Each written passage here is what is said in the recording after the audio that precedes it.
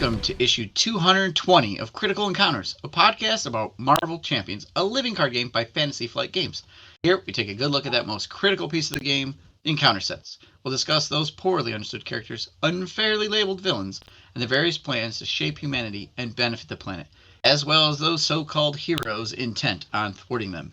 I'm one of your hosts, Steve, and joining me tonight is Mike. Hello, Mike. Oh, hello, Steve. Whew, welcome back. Glad to hear your voice again. Yeah, I'm glad to be back. I had a nice little trip. I was away from the lair for a bit, and what did you clean up in here? It is so nice. It's like sparkling fresh, and it even smells good. Yeah. Oh, you think I got my hands clean? Oh, come on, please. Well, you were out celebrating. Your minions attempted a coup. Wait, what? Yep, they attended a coup of the lair, but don't worry, I was on top of it. I showed them what for, and they have been robotically cleaning the lair ever since. But you can hear all about it in issue 220.5, which is now up on the share drive. Minion episode without Daniel and I while we were away? Oh, that is awesome. It was those left behind. It was a couple of your minions that did not make it to the convention. They decided to try to break in. Unbeknownst to them, I was guarding the lair, holding down the fort. Well, thank you, Mike. Quite literally. I'm going to have a talk with some of those, I guess. Unless you took care of it. If you took care of it, then we can... Quite taken care of. Okay, this is good. I have not heard this show as of right this moment, so I'm excited for that. All right. Well, enjoy it. It's all ready to go, so add it to the feed. Excellent.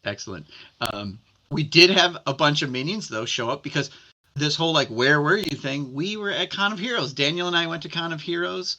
We tried to make it Con of Villains, but it didn't work because there were just too many heroes there. Sorry. Oh. But we had some great minions. We had a lot of fun at the community, and this is going to be our recap episode, right? Sounds fun. I don't know how much I'll be able to participate, having not gone, but I'll stick around. I'll ask some questions, and we'll awesome. Just invite them into the lair. Is that how we're doing it? Yeah. Before we get to that, you can go out to our YouTube channel, and there is a video only little video collage. It's a bunch of photos and videos that I took while I was at the convention. It's out there in the YouTube channel. You can watch it. It's about 20 minutes. It's got kind of a recap of everything we did as well, but that's just in photos. And tonight we're going to have on all kinds of people. So we're just going to break from segment to segment. We're going to have a different person on. We're going to talk to them about their experiences and what they did and how their convention went for them. Sounds pretty good, right? Sounds awesome. Yeah, and I think Daniel's got a little jet lag still, but he should be joining us later in the evening once he catches up. All right. Well, who's first? Who's first? Let's find out together. So what follows is a ton of great recordings from all of our friends, but it discovered that while I was away at Con of Heroes, some of the minions broke into the lair and attempted a coup, and during that coup and the subsequent cleanup, they broke my microphone. So my audio on some of these is a little substandard. We'll call it ally level, maybe. So it's not terrible. It's totally you can listen to it.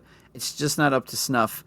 But I think we got it fixed, and those responsible have been sacked. All right, let's return to the regularly scheduled episode.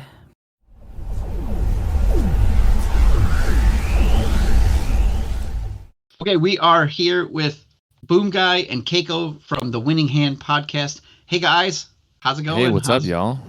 Hey, welcome to the lair. Thanks. It's Keiko's first time. It's nicer than I remember it. It's very spacious. It's very clean now. This is where I've been trapped for some time. Yeah, Keiko cleaned up. Thanks, buddy. Oh, yeah. You're welcome. Just for you. I knew you were coming here. Forgot about that. So we're gonna chit-chat about the con. You guys were at Con of Heroes. I was at Con of Heroes. Mike was not at Con of Heroes, unfortunately for him. You guys have. Let's jump into it. Yeah. Tell us about your con experience. When did you get there? How many games did you play? What were your highlights? That's what we want to know. And we got to play a game together, right? Boom Guy, you and I. Yeah, we did. Yeah, so I got there Thursday night, and I covered a lot of this stuff on our podcast. We put an episode out on Monday after the con, but I got 27 games in over the weekend, so it was pretty good overall. I would say. I think I won most of them. I only lost a few times, but I got in Thursday night. I played 27 games overall.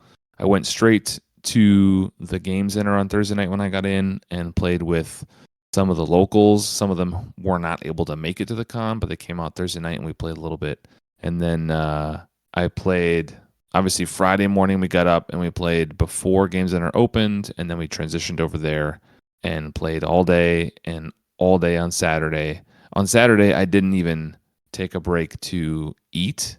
I just ate lunch at the table, and then I completely skipped dinner and just like ate whatever I could find, cookies and almonds and stuff while we were playing. So it was overkill, but it was awesome. I was also looking for scraps to eat. I was mostly picking out the lint from the carpets that we were all around.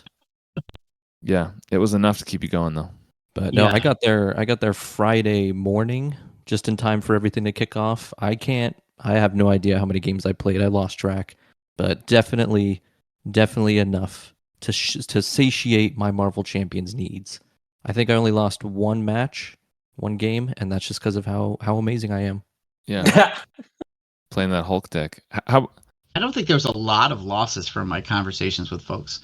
There wasn't too many. So No, I don't think so. I mean, I think the difficulty, right, it just gets more forgiving the more people there are. So I think that's part of it. And there's a lot of good players there, I think, so that helped too. How many games did you get in, Verdane? I don't know. I started to track it. I got to 3, and then I stopped tracking it. So 3. 3. Yeah, 4. Because it is a blur. I played a ton of games. I played Thursday. I got in on Thursday. I played a bunch on Thursday. I played all day Friday. Saturday, I played some SWU, Star Wars Unlimited, on as well. So that took a little bit. I did go out to dinner. I decided I would eat sometimes. I know you didn't stop for food. And then I played on Sunday until about noon, and then I had to leave with you. We went to the airport together. And, Yeah, we did. Yeah. What was your most memorable game? Like, do you have one that was the most memorable? There's a couple. So we played a hood game with Regal Games TV, Maka, and Brian, I want to say, who was friends with Seth. And I snuck in the Critical Encounters modular that has like Mike and me and whatever in it. And that set's totally unbalanced and way overpowered, and the way a villain should be. So when that showed up, they didn't know that was going to be there. Maka got Classic a little salty. villain. He was like, I'm not playing this. And, like the minions were super powerful. So that was a fun, like, little thing that we did. So that was fun. You would sneak that in like a villain, though. That sounds about right. I'd have liked to encounter that surprise. That actually sounds like a lot of fun. Yeah. Our minions are something to behold. So we did try that again the next day with Kennedy Hawk and Seth and myself and Brian. And we lasted like 3 turns maybe, because once the minions came out, they were pretty overpowered. So weak. But, You could have survived with my Hulk. maybe a few more health points. So. Yeah, I got. You gave me a set of those villains. I haven't tried them yet. I really want to try them, but they'll go in one of my games soon. Well, there's a card in there that, like in a 4-player game, goes and pulls out all 4 at the same time. So each person gets one. It's pretty potent. Yeah. Awesome. We have speaking of like a surprise minion from Critical Encounters, I think Daniel's on. Daniel, are you here? I'm sorry, was I just referred to as a minion? Well, in that set they're minions, but we're villains here. Oh, okay. Yes. Yeah, I'm here for a little bit. Yeah, we just searched the encounter deck and revealed you. So now you reveal yourself. How y'all doing? Good. So tell us about you. It was How'd you like great the to con? meet you guys at the con. It was wonderful. I had a blast. Yeah. I don't think we got a game in, you and I, but Yeah, we didn't. I played 27 games, and there's still people messaging me on Discord since I left the con. Today's Wednesday, right after. But there's still people messaging me now like, oh, we didn't get a game in. Let's get one next year. Let's play in TTS. So there's just so many people I couldn't play with. But Well, yeah, let's add us to that list, or add me to that list. We'll get you on a Wednesday night. yeah, let's do it. Yeah. We were No, just but the con talking was about great. we were just talking about our most memorable game. Do you have one that you can speak You to? know, I do, and I'm worried to say it because it's gonna like go to Steve's head, but mine was playing Steve's Star Wars Marvel game. Oh, thanks. Yeah, I mean, I thought that was exceptionally well done, and I was really surprised to see it. So that was really cool. Yeah, what Daniel's talking about is so we were there on May the 4th, right, which is Star Wars Day.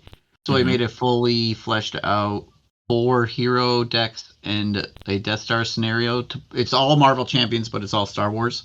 So some of the cards are reskinned. Yeah, some of the cards are reskinned. Some of them are brand new. So you could play Luke, Leia, Chewie, or Han in a 4-player game and go up against the Death Star.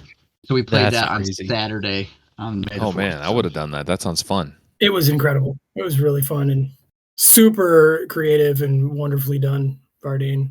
You're right. I'm not going to be able to fit through the doors. My head's so big now. Yeah, yeah. For Marvel, I really enjoyed the that Epic game. I thought that was a lot of fun. I think you guys were in my multiverse, actually. We were in your multiverse, yeah. Yeah, you guys are at one end of the table, we were at the other. Okay, so I got to ask this. Did you guys sandbag or stall on the Epic minions for a couple rounds or something? Because we passed Rhino and Ultron and Claw down the table, and then we managed to go through like 3 turns without seeing them come back to us. We're like, where are they? What is going on? Yeah, I think it has to do with the way the rules go with the staging area, right? So they would enter the staging area, but then only one comes out. So they were kind of getting stuck. Oh, I see. So we tried to... So I think at the start of the game, like we were passing them between the multiverses like on a conveyor belt. So they were just going down the line. And I think about partway through, we shifted and just said like, we're just giving them to whoever doesn't have one because we didn't want it to get stuck. And then towards the end of the game, we just abandoned the staging area altogether. And then when it would come to our group, we just put it right into play and started dealing with it because it was just taking too long. Well, no wonder we never saw any, Steve. Yeah, there was a point where we were like, if we hurry, we can finish a turn and we won't have to fight this thing. And then we finished a turn, and then we finished a turn, and we finished a turn, and we were like, we turned to Kennedy Hawk, we're like, go get us a minion, man. Like, what's going on? They have all the minions. You know what it was? He came by and grabbed them. We were just taking care of business, you know. We were the ones killing the minions, you know. Well, that's taking care of it for everybody else. That's what it was, you know. You're just hoarding you were trying to beat a record for Bring It, weren't you? I already set the record, so it's my record, you know. Can you tell them what our dastardly plan was? Oh, remember? Yeah, we'd agreed as a table, the 4 of us, right from the get-go, to never do any damage to the epic villains. That sounds about right. Were you healing them using med team first aid? No, Steve, that would have been, man. That would have been really good. Yeah. Although we did heal them a few times, but those were encounter cards that did it not. Like we didn't decide. Using Night Nurse to clear the stuns and send them over our way. I love that. And then stun each other. Stun from other groups. Yeah. Oh, that would have been. Well, next time. Yeah, next time. Steve, you and I did a disappointing amount of grief decking our friends. I played Deadpool like 4 times, so I don't know what else I could have done. So. Well, I'm just disappointed that I never lost a game. Really didn't lose a single one. In the whole con, nope. Yeah, our epic win was kind of questionable. I definitely lost when I played with Kennedy Hawk against the critical. We played critical encounters and the MCM Madness modular, so we had like Americano and Kennedy Hawk and Lester, so like all these crazy minions. So we lost that one. Although Boom Guy, you and I, we lost the game with you, or you died. Yeah. Star-Lord Pool died, and then we were like, we're going to win on skirmish, and then we cheaped, right? And then we're like, okay, we're done. We lost. I died twice in the same turn, if you remember. Right? I died, and then got good and flipped myself over, and then took more indirect damage anyway, and died again. So, yeah, that was a good time. But Star-Lord Pool, that's the deck I played the most all weekend. It was the last one I threw into my bag, and it was the one I played the most. It was super fun. I had one game I played. I can't remember who I played with, but I finished the game with 5 encounter cards and played 2 sliding shots in the last turn and just wasted the villain. So it's a good time. Brilliant. Yeah. Keiko, I heard on your recap episode you got a really awesome piece of custom, well, not custom, but promo cards. I did, and it just kind of fell from the heavens. I have no idea where it came from. Well, you just claimed appeared. You claim that Joss Rue gave it to you on your show. But that is a lie. Me. It came from me. Yeah. That is slander. That is slander. That's Yeah. yeah. I think To that's be my fair, bad. I was gonna say, to be fair, I was just following Boomer's lead, on that. Okay. All right. I'm just the I was co-host, confused. We the were all sitting there ex-co-host. together, and I think I remembered it being Joss Rubin. Now that you say that, it was Vardain. So yeah. It's about the community, right? Yeah. Yeah. Oh, that's why we're giving them out. Yeah, I gave away as much as I could. So No, but thank you. Like that was, like I said on that episode on our winning hand Con of Heroes recap. Like that was the one thing I was looking for the whole con. So thank you. oh, you're welcome. I couldn't really thank you on the spot because everybody was waiting on me to make a move. It was my turn with the group I was playing with, but thank you. But Oh, you you're played with it the rest of the night too. It's awesome. Yeah, I mean, normally I wouldn't need the credit, but as a villain, I need the credit. So otherwise, it's a whole That is fair. backstory, and I'm gonna have to, raid something, and it Yeah. becomes. Otherwise, I find you at my front door, and that's the last anybody ever hears of me. Right. Well, it wouldn't be Steve. It would be someone else. Did you guys end up getting any other cool swag or custom stuff or anything like that? Yeah, I got the Critical Encounters mod set that I haven't used yet, but it's in there. I got one of I'm not gonna remember his name now, but he does these custom hero cards. They're like oversized. Big cards? Yeah, I got one too. Sandy. Oh, Sandy cool. is his Discord name. Yeah, I saw some of those and I missed it. Oh, it they're completely. so cool. They're really cool. Shout out to him. I got a Wolverine card that's really fun from him. He was giving those out all weekend. So hit him up, Sandy, on Discord. Good dude. And I can't remember if I got anything else other than the standard cards. So somebody else gave me a custom player side scheme. It was like it said it's like a call for backup, but they used like the Deadpool tape and made it call for Maria Hill, and it was like a custom with Maria Hill art on it. That too, yeah. So I got that, and I gave out like 100+ Vision stickers. I still came home with some somehow, but I gave out so many of those stickers. I Thanks hope for everyone those. got one. I got 3 on my deck box. Nice, awesome. Yeah, I was trying to give out as many as I could. My original plan was just to give them to the people I played with, and then I just started passing them out to everybody. So I hope everybody got some. Next time, instead of just handing them out, you just gotta like stick them on everybody's stuff, like without them knowing when their back is turned, just on everything. Yeah, just take cards out of the sleeves and put them on there. Yeah. Everybody's vision now. Everybody's vision. So, how many of these cons have you guys been to? This was our first Con of Heroes. This is my third. I've been to all of them.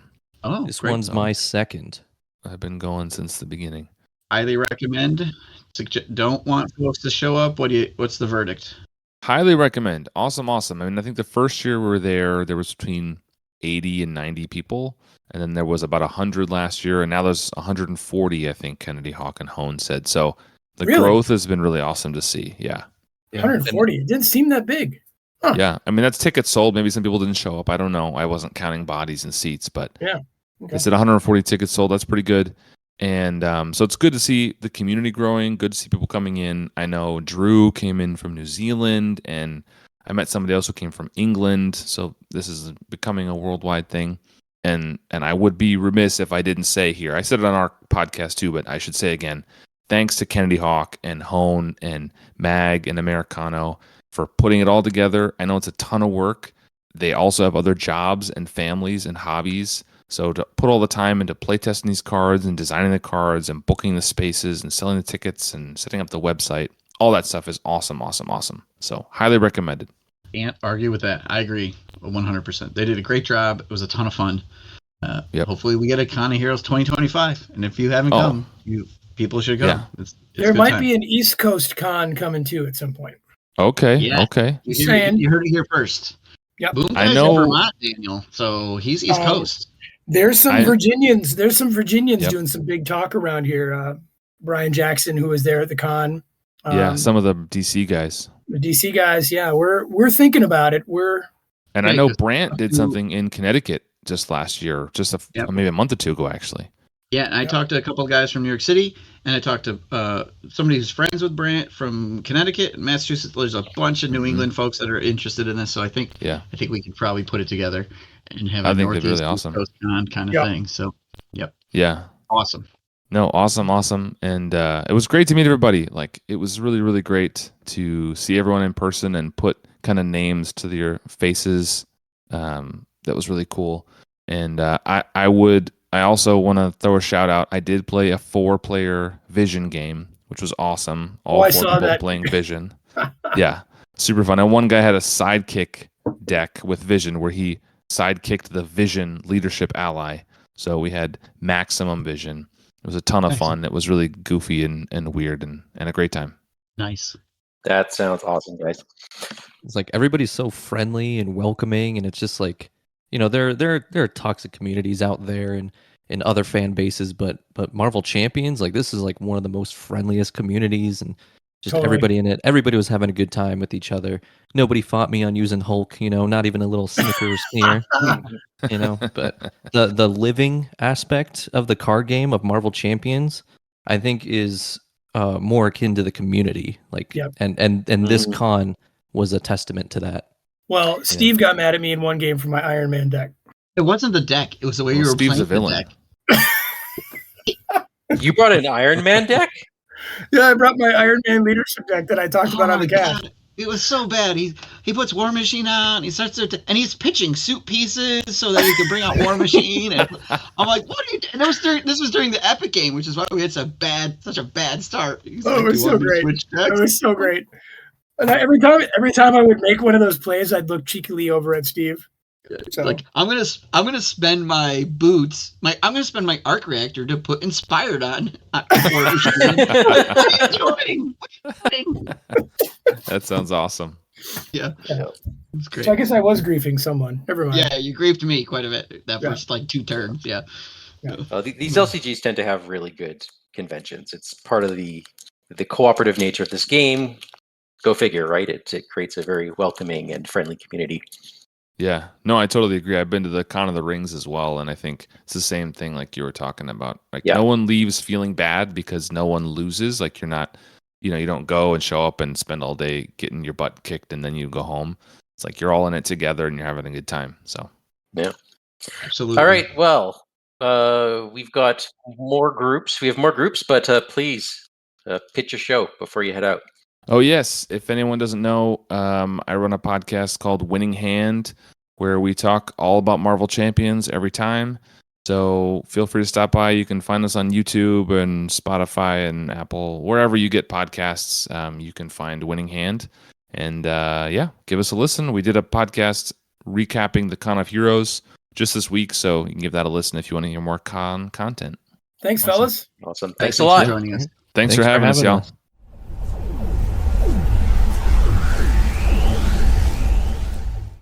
All right, and joining us next, no stranger to the lair, it is Zach Twaltimus. Hi, Zach. Hi, everybody. How's it going? It is going well. So you were at this con too?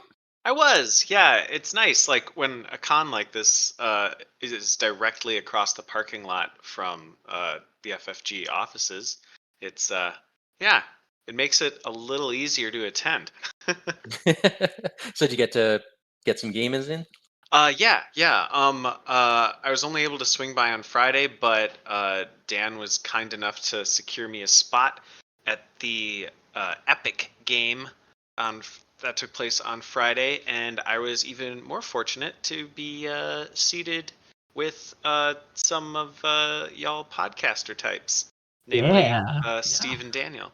Yeah, it was awesome. We had Daniel and I, and Mika was with us, right?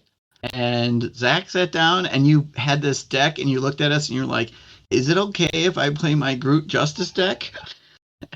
And we're like, "Yeah, bring it, play it, let's do it." So that was a fun game. Yeah, it was super fun. I'd thrown the deck together like in 20 minutes the night before because it's been a crazy busy couple of weeks, but I was able to get a deck because the one thing I wanted to do since the previous year's con, I was able to sort of like play in some games as well, but I didn't have time to do any sort of deck building, and so I just played a pre-constructed deck, which was fine, but I like to deck build. So yeah, it was fun. It was nice, and it was a weird deck, but it worked out all right when it worked. It was great. Yeah. It was better than Daniel's Iron Man deck that he was like purposely piloting poorly. So Well, I loved how he brought it out and like spent like the first like maybe third of the game just kicking back and like letting everyone else sort of do the work while he sort of like geared up Iron Man. he didn't even do that to start with. He was gearing up War Machine to start with. Oh, Which right, was, right, like, yeah, driving yeah. me crazy. Yeah, yeah. But, That was good. yeah. And in the meantime, Groot's out there doing his thing, and like I think Mako played Penny Parker, and he's like off doing stuff, and my Psylocke deck is trying to. I'm like, Daniel, please help us. Well, one yeah, thing I loved is the way that the Epic game worked.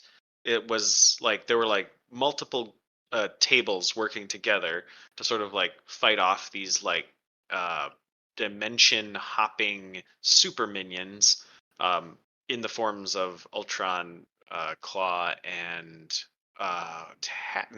we were just Rhino. fighting Taskmaster, Rhino. There it was. But I love that like the entire time we were playing, like these sort of like super minions show up, and we're just like we sort of like poke them a bit and then just send them on their way. We did not do the bulk of the damage to those villains. No, we did not. And even there was like talk of let's not do any damage to them. There was that conversation, but we ended up going back on that a little. So. Well, yeah, and we were playing, and we were basically like, well, let's just focus on like the villain that we have to fight with, and like it was basically like it was like a revolving door of these like super minions coming in, like, we smashed the city, beware, and it's like, okay, fine, keep going, then keep going. Okay, we'll see you later, and then they'd head off, and they'd come back later, and like, yeah, we did practically no damage to them, but it was kind of cool that the group just playing just before us in sort of this rotation in this order, they like sent over Claw with 1 hit point left. Yeah. And so Did you let it through?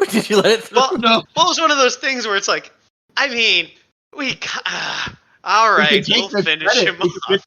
Yeah, we were like, we can get the credit for killing him off. So exactly. Yeah. Which, I will say that is sort of a truly sort of villain style thing to do. It's like, even if it is another villain, it's like, well, we can just take the easy win here and bask in glory that was unearned and perhaps undeserved. But, we'll take it. Yeah, we're going to take it anyways. Yeah. Yeah. Yeah. It was great. The Epic event was really fun. A little later in the show, we're going to try to talk about some of the cards, but it was neat how you got to play. Effectively, you picked what scenario you wanted to play against. So you could play it against any scenario, and we chose Taskmaster. And then we had these characters that wanted to flip a bunch. So it was fairly painful. And the minions were no joke. Rhino does like trample, and Claw gives an additional boost to the villain, and Ultron's putting out drones, which we didn't see Ultron a lot, did we? I feel like we only got droned like once or twice, maybe at the most. Yeah, it was 2 times. We had Ultron right at the start, and then like mid game he showed up briefly, spewed some drones, and moved along. Moved on, yeah. So I want to shift gears a tiny bit. You weren't the only FFG employee that came. You had like a whole crew of people that were there, but they didn't play. Caleb was there, Tony, Frank, Molly, Xander. Oh, wow. Alicia was there, and yeah, so there was like 6 other FFG folks milling around. Joe Olson was there, so 7. A lot of folks. People got to chit chat, take pictures. We talked with them. That was a lot of fun to see everybody show up and just like mingle with the community. And I know Caleb came back on Sunday and played a few games. I did not know that. I had already had to leave, so I didn't get to play a game with him, but kind of fun. Yeah, no, so. It's yeah. Well, that's one thing I love about the Con of Heroes and having it at the location where it is. Yeah, like a whole crew headed over around like 1 p.m. I wasn't free until later, but fortunately that meant I also got to play in the Epic game, which was super fun. That was better.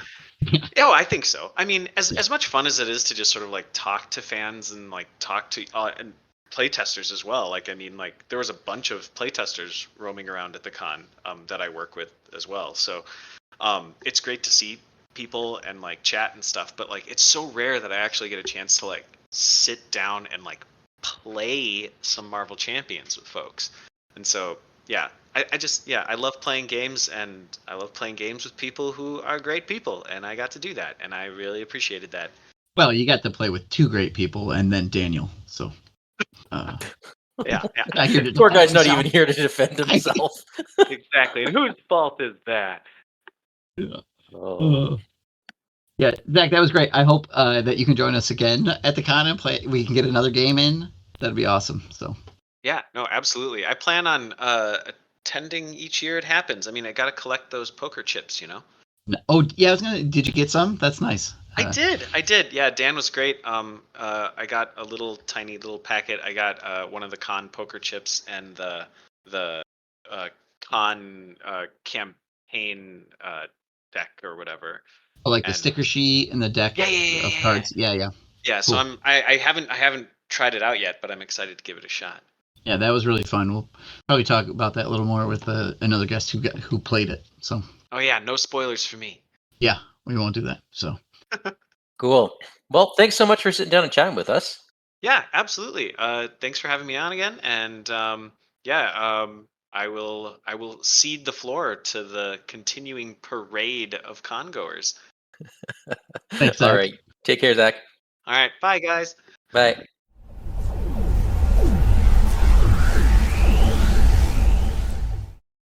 All right, and joining us next are Seth and Tyler. You may know them as Regal Games and the Romeo. Hey, guys. Hello. Hey, how's it going? Long time no see. It's been a few days. How's it going? It's been 4 days, something like that. 4 I don't know. days. It feels like Too long. yesterday. The glowy snacks in the minion waiting room were really good, but I think I'm growing an extra appendage or something. Oh, good. That does work. Okay, cool. You're gonna be our new Spiral. So. Oh, you're getting a lot of arms. Everything wound up great for Spiral, for sure. Yeah. We're working on how to get 7. Beat Spiral. We're gonna have 7, not just 6. So, Con of Heroes, guys. You and I got to play a bunch of games. We played some games with Daniel too, but I wanted to get, community wants to know what the con was like, what your experiences were like. So, Seth, let's start with you, and I'm gonna work my way backwards because you and I, along with Kennedy Hawk and your friend Brian, I think you said his name was. Yes. We played a game on Sunday morning that involved the Critical Encounters modular and the Marvel Champions modular. So, tell us about that game and how that went for you. Yeah, so I had that wacky idea. I think that was Friday, or that was Saturday. I had that wacky idea. And so, obviously, you guys obliged, which was great. So we got going on that Sunday morning, and it went about exactly as we expected it would go. Mm-hmm. I think I set the over-under at lasting 2 rounds, and we lasted, I think it was 3. Yeah. I think it was 3 because I drew the encounter card that brought everybody out, and it was great. Yeah. My takeaway from that was I did get to smack down Americano's minion. You did, and then I think you also killed Kennedy Hawk, right? I think you took him out. I think you took him out too. Yeah. Okay. Or he took himself out. I don't remember. Oh, you mean the Kennedy Hawk minion? Yes, I did. Yes. Yep. The best part with the Americano was I had actually spoken with Americano because he was there hosting the con, and we were talking about his card, I think maybe on Saturday, and it has 9 health and Retaliate 2, and he purposely wanted to have that much health so he couldn't be one-shotted.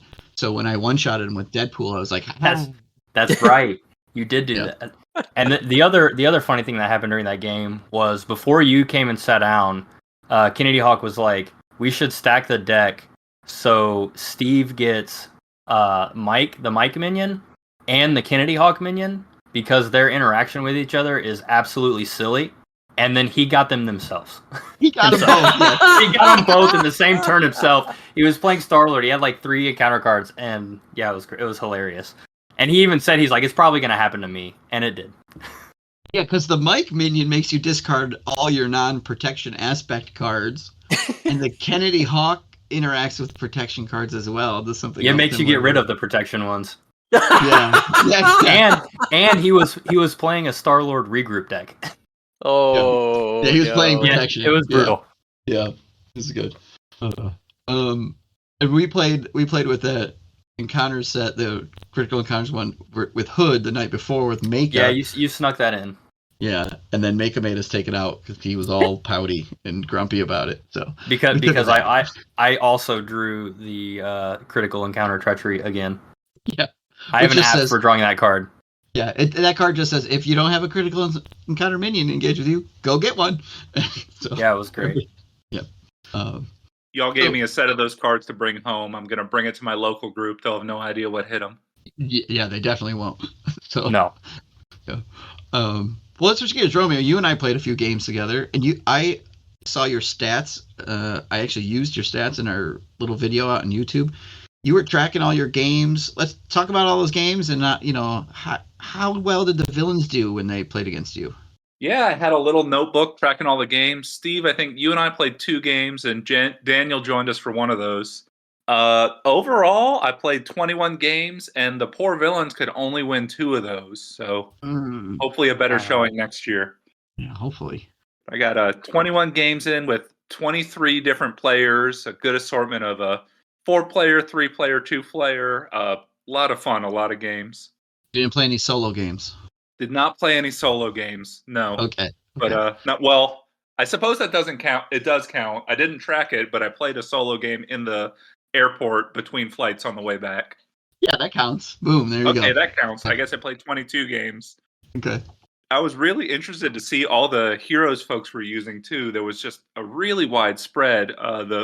The one I saw the most that wasn't a deck I brought was Psylocke with 5 different plays, but everything else was just 1 or 2 plays here or there.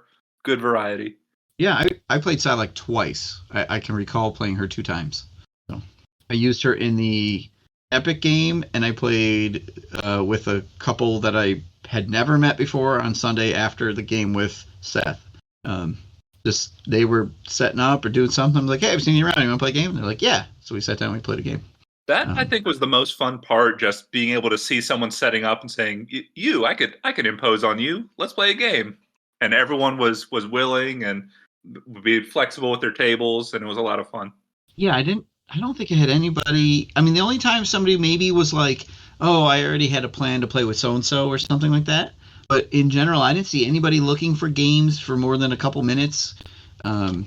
Everyone was very accommodating and, oh, what do you want to play? And let's play this. And who's got an encounter set? And it flowed. I only think I used my encounter cards once because everybody else had stuff. So that was really nice.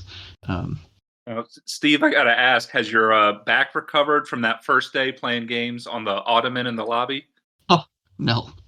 Ouch.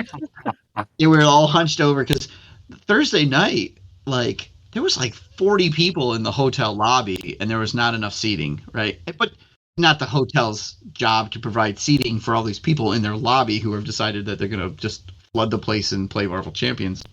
But yeah, Kenny Hawk and I and a couple other guys were hunched over the ottoman and playing. And that's where I think maybe I lost my Deadpool cards. Maybe they're under the couch there or in the cushions or something. I'm missing 2 Deadpool cards. So yeah, that's a shame.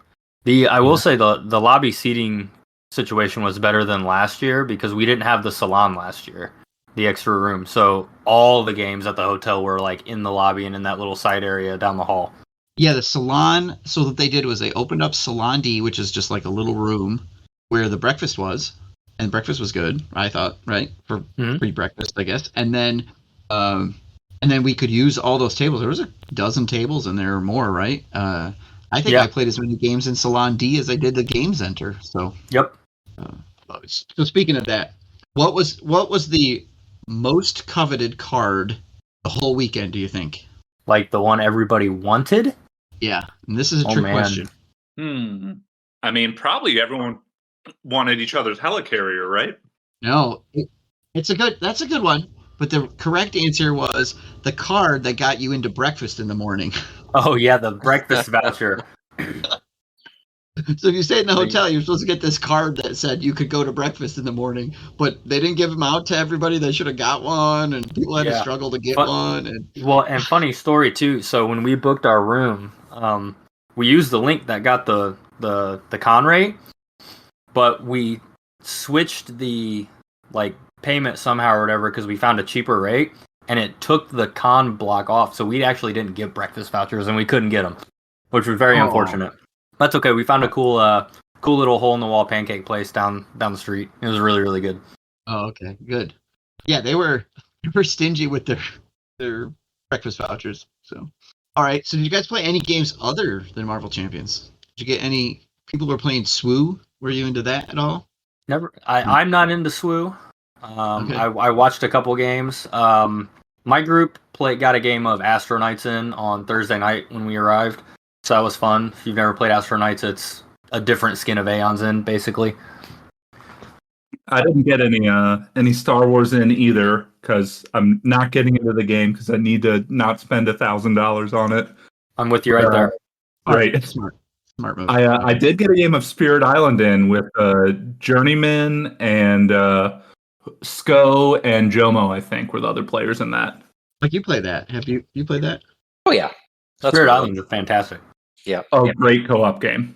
Little more complicated than Marvel Champions. The villains win more though. That's true. My confession here is I've never played that game. Oh, you need to play that game. You got to play it like 2 or 3 times before you really get it. Yeah, it's definitely got a high learning curve.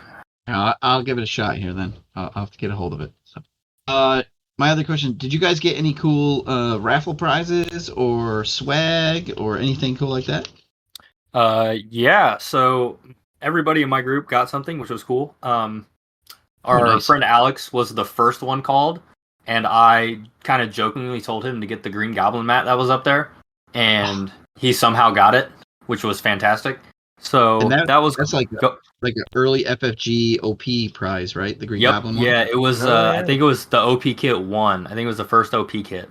It came with the Green Goblin promo villains and the Wrecking Crew promo villains, I think. Okay. But yeah, that was up there. So he snagged that. I'm happy he got that because it's a really hard thing to find.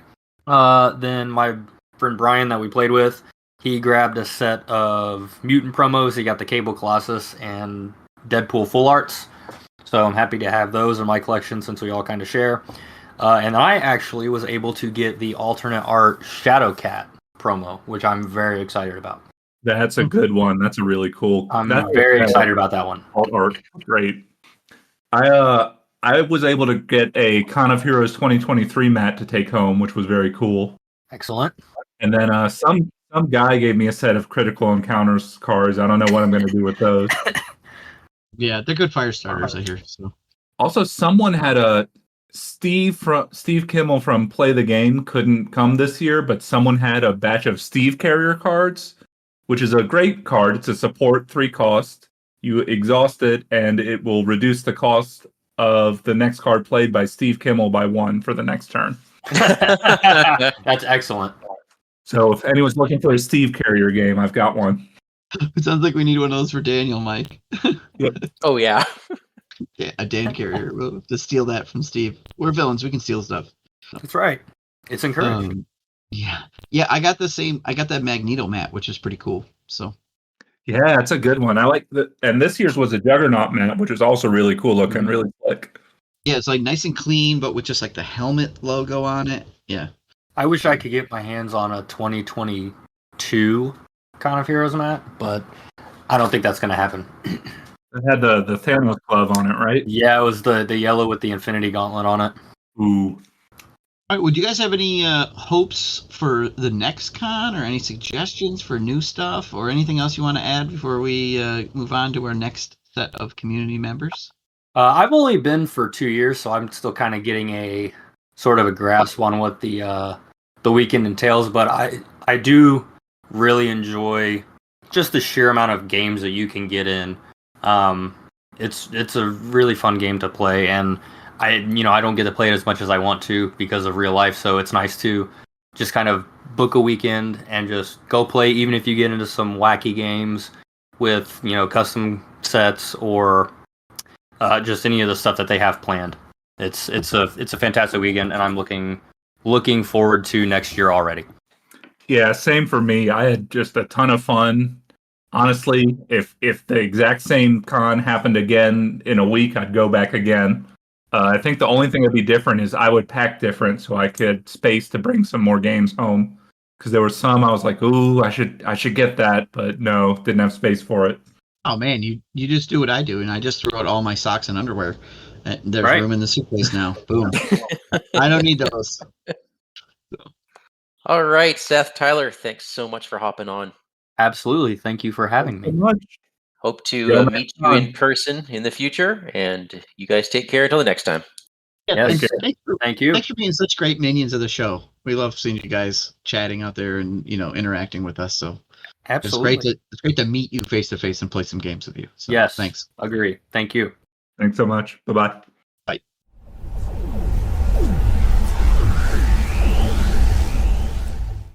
All right. Next, we have with us Caldeus, otherwise known as Craig. Hi, Craig. Welcome to the lair. Hey, thanks for having me. Now, I don't know you. I'm assuming Steve does. That's why you got the invite. Yeah, I ran into Steve at the con, and we played a couple games. We played a Marvel Champions and a Twin Suns, I believe. So it was a lot of fun. Yeah, so Craig and I did play some SWU Star Wars Unlimited along with who's playing with us? Maka? Yes. Yes, yeah, that's Yeah. right. Yeah, because that happened a bunch on a little bit on Friday. There were some palate cleansers going on, and then Saturday night, were you involved in the Twin Suns draft? Yes, yeah, I played. They did like a Twin Suns sealed where everyone just gets 8 packs and makes a legal Twin Suns deck out of whatever you get, which was pretty fun. How'd you do in that? I lost the first game, and also the second game, our third person dropped, so me and the other guy just played some regular SWU instead. Okay. And you lost in the game we played, if I recall correctly. Yeah. But I was forced to share my victory with Maka, so Yeah. yeah. I like to that wasn't. I like to think like I lost so efficiently that I was the only one to lose out of a 3 players. Yeah. We're not gonna just talk Star Wars. We're gonna talk some Marvel Champions too. So you came to the con. Were you there the whole time? Did you show up Thursday? Were you there on Tuesday? What was your schedule like? We had a weird I live in Durham, North Carolina, and we had like very weird options coming to direct to Minneapolis. So I ended up coming in Wednesday evening to get there a little early, just to kind of settle in. Oh, you were there real early. I thought Yeah. Thursday morning was early, but It was funny because we still saw people playing in the lobby, like when we showed up at like 1 in the morning or whatever, or 12 or whatever it was. Oh my. So what was your most memorable game experience? Trying to think. I really had a good time playing with the Romeo. It was like the last game of the con for me, but we got into a pretty fun romp with Juggernaut.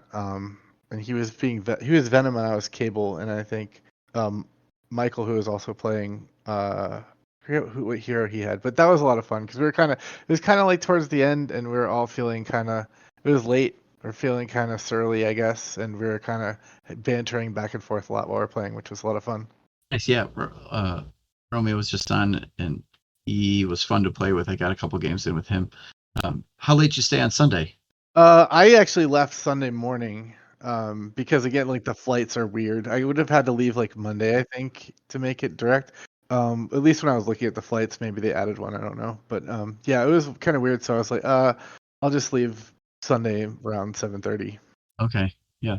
I had to take off about noon. So yeah. Did you get out any cool swag or memorabilia? Yeah, like I was really impressed by like the playmat was really cool, and also I don't know who it was. You guys probably know, but there was a guy that had these giant postcard-sized hero cards that were alt arts that he made. Andy was his. His name's He Andy. went by Sandy. Yes. Okay. Those were really cool. I got one. Yeah. Yeah, those were awesome. I picked up like a Venom because I don't have any alt arts of Venom. I'm not sure if they made any. Yeah, you're right. So I was like, oh, I'll just grab a Venom. And the guy who flew with me also he grabbed a rocket that looked really cool. So yeah, that was really neat and unexpected completely. Yeah, these cards are sort of like the size of an unfolded Ant-Man, right? I feel like that's the size they are, but they're just your regular. It was kind of alt art, alter ego and a hero of everything. Yeah, I picked up an Iron Man because I was currently playing Iron Man with Daniel, so I got to look at this giant Iron Man when I was using it. So That's awesome. yeah, one piece of swag, or at least there's this cool prize table, right? And they called raffles, and they called a ton of names on Friday, Saturday, and Sunday. I mean, so many people got raffle ticket things, and you were entered in the raffle if you joined the con. If you were there, you didn't have to like read a number off or anything like that. You didn't have to pay anything extra. Early Friday, there was a set of the German language Valkyrie and Spectrum cards that are impossible to find. Yeah, and Drew, he was like the 10th guy in line, and he still picked those up. I was like, what? How? What? Wow. My name didn't get called till like late Saturday or something. Yeah, That's so that awesome. was pretty impressive. Yeah. Was really exciting. It was also kind of cool because I think I was able to snag an extra copy of I think it might be the year before's epic encounter cards. So that was cool, and I didn't expect that either. But I was like, oh, I can actually try out what it was. I mean, you could print them off, but it was cool just being able to pick them up. Oh yeah, there was like Mojo and some other things like that from last year, right? Yeah. Speaking of the Epic, did you play in the Epic game, and how did you do? If so, yeah, I did. I did all the events. The Epic game was fun. We did okay. We ended up. I think we kind of lucked into getting the Epic minion because it was. I think we had 4 groups in our multiverse or whatever. And we spent a good long turn or maybe 2 rounds where we didn't see any of them. So we kind of got to build up a board state, and then when they showed up, they were kind of messed up. So we ended up killing 2 of the 3, I think, when they came to us, which was cool. But I felt bad for the table after us because I didn't see them after they came to us. We were able to kind of finish them off before they saw them again. But it was a lot of fun. Yeah, the Epic was neat. There was more than just the Epic game. We've talked about the Epic game a few times. There was 2 other events. How about they did a Mutant Massacre where we had to play against the Morlocks, where everyone at the con was playing Morlock Siege at the same time, but you were just playing in a 4-player table or 2-player, whatever you were playing in. And the goal was for everyone combined to defeat 10 of each of the Morlock villains before 40 Morlocks died. How did your group fare? How many Marauder minions did you kill off?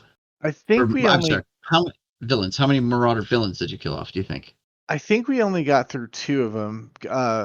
We were a little bit later to start because the guy I came with was a little late to that event. But we got through 2 of them, and it was really fun being able to go up to the big board and put an X next to the one that you finished off. That was really neat. I liked looking. I took a picture of the board when I went up to put an X on Grey Crow. Well, he was a good one to take out. Yeah. There's like a board with all the names. It's sort of like this little black bar, and they had these stickers that were like X's, and if you beat one, you went up and put a sticker next to the guy you took down. I think we killed off 3 in our group. Did you lose any Morlocks? I don't think we did. I don't think so. I'm pretty sure we thought we were going to lose one, but then he only took 4 damage or something like that. And I was like, oh, whoops, he lived. So, Mike, can you guess how many total Morlocks died during this whole, scenario? I'm going to say 2. You would be close. It was 3. Only 3 Morlocks died. Yes. The winning hand guys lied. They said 2 on their podcast. It was 3. I have a photo to prove it. It was 3. Wow. Yeah. 3 out of how many players? 100 something. Yeah. I mean, I think there's 7 Marauder villains, and so we had to kill or defeat 70 of them. So 70 of them got defeated before 3, and only 3 Morlocks. And I have it on pretty good authority that 2 of those came from Kennedy Hawk's table. So that's exciting. Yeah. See, really, I would have liked to know which Marauders did it, but nobody was tracking that, were they? No. Just to give them a commendation or something. Yeah. Upgrade their status. Yeah. Well, Craig, thanks for coming on and chatting with us. Hopefully we can make it to next year's con. Hopefully, we get to see you. You said did I hear you're East Coast, kind of? Yeah. Say Virginia? Yeah. All right, North there's Carolina. talk of North Carolina. Okay, there's talk of some East Coast something, so keep your ear to the ground. We'll see what we can come up with. Yeah, that'd be awesome. Yeah, that'd be fun. But yeah, thanks for playing with me and hanging out and having a good time and just being friendly. So yeah, thanks for having me on. I really thought had a great time. Appreciate it. You're welcome. Awesome. Thanks for the chat. We will catch you next time. Bye.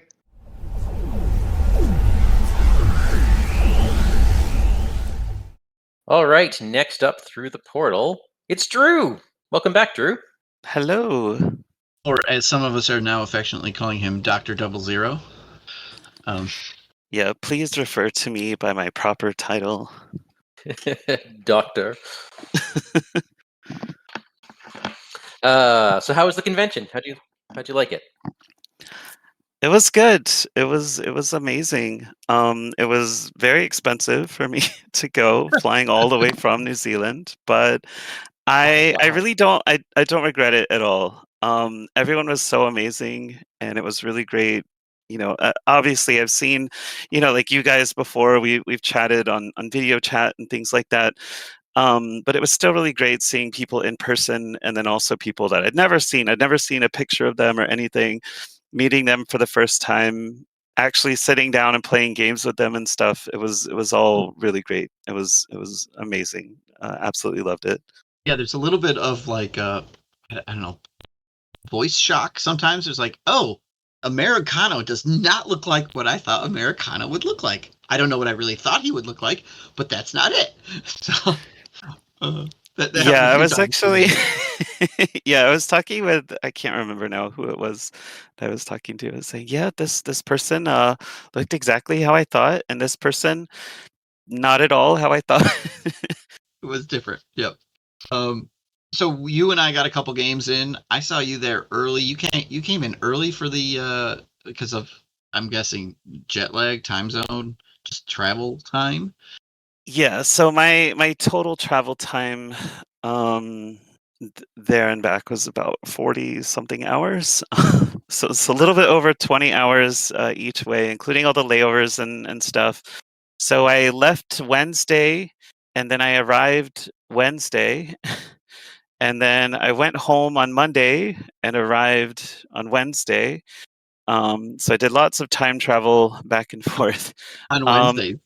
Yeah, Wow. yeah. So I arrived Wednesday, maybe around 5 p.m., and I just wanted to make sure that I would be there in time so that I could do, some of the earlier stuff that was on Thursday, and I didn't have to try to, arrive like, say, like 10 in the morning or something like that, and then I'd have to sleep on the plane, and how would that work out and stuff like that. So I was able to arrive, in the afternoon. I got some food, I stayed up for a little bit, and then just crashed really hard. And that really helped with being awake when things were happening and not being sleepy. So it was really good. Wait a minute, you said you arrived on Wednesday, but today is Wednesday, right, Mike? Today's Wednesday? Today's Thursday. Today's Wednesday. Oh, it's Wednesday. No, So today's we're in time. Thursday. Oh, It's man. 2:21 p.m. Thursday. Okay. All right, more time stuff. It's crazy. Okay. So let's talk. You brought some decks, and you're known for making some decks out in Marvel CDB.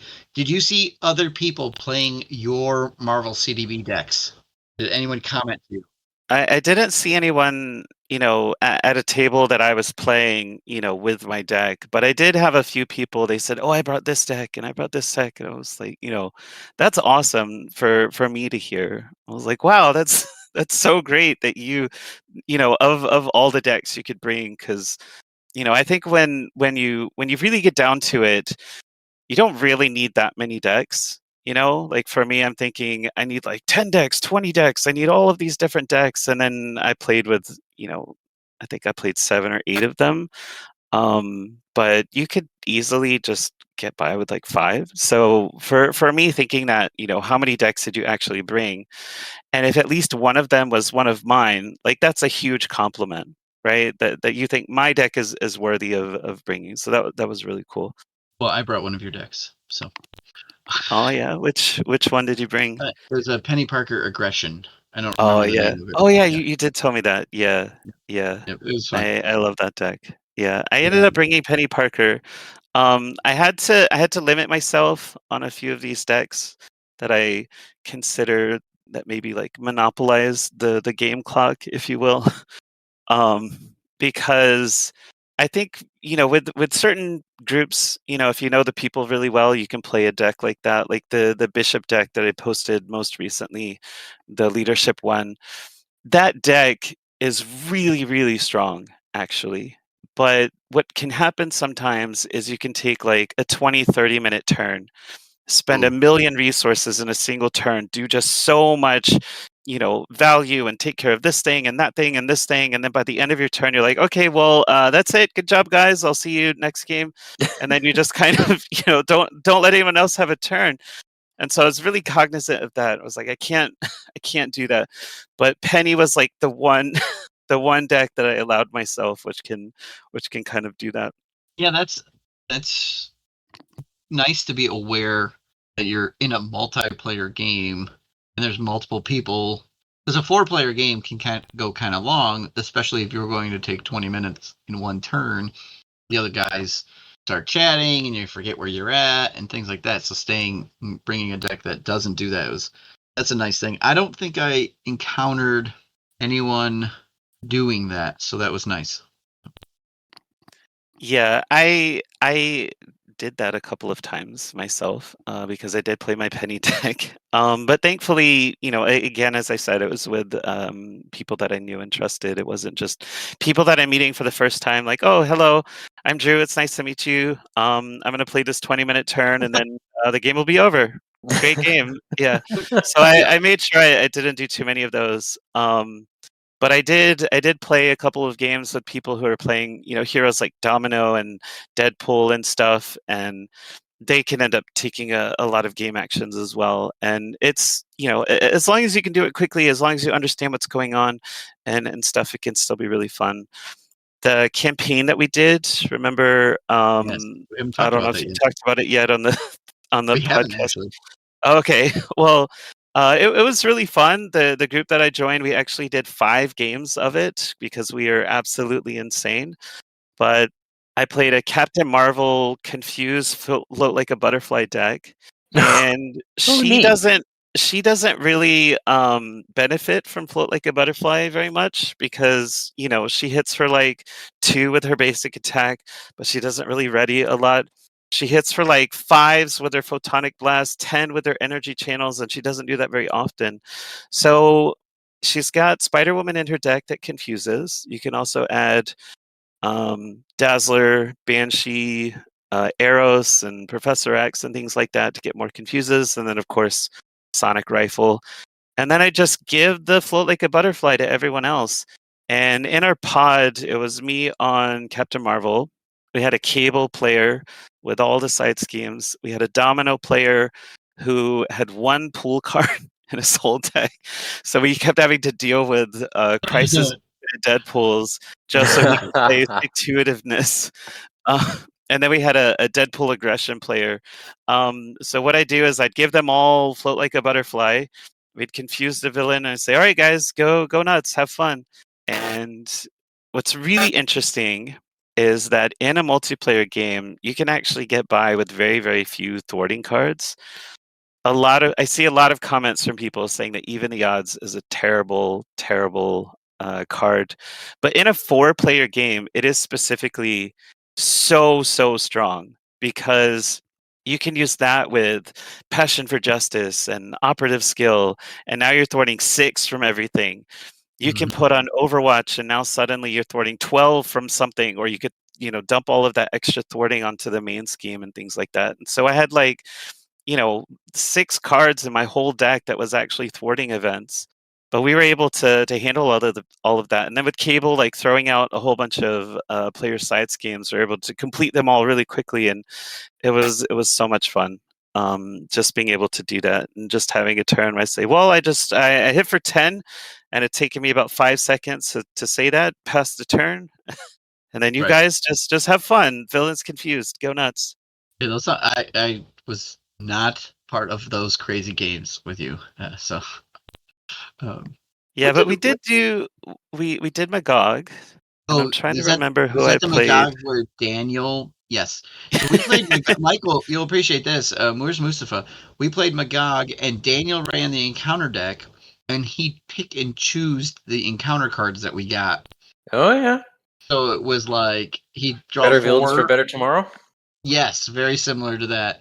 And then luckily for the players, unfortunately for the villain, Daniel's like, all right, I got to leave now. Like 3 turns in. So, 'cause it Where was, do you have to go?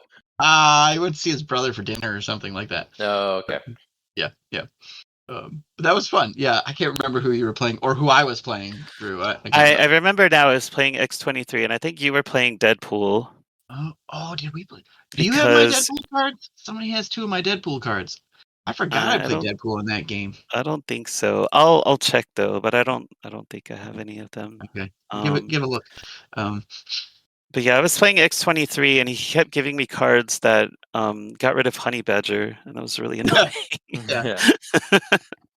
Oh yeah, I remember now because we had gotten Magog, and we beat the surprise contender, and then immediately put him back out.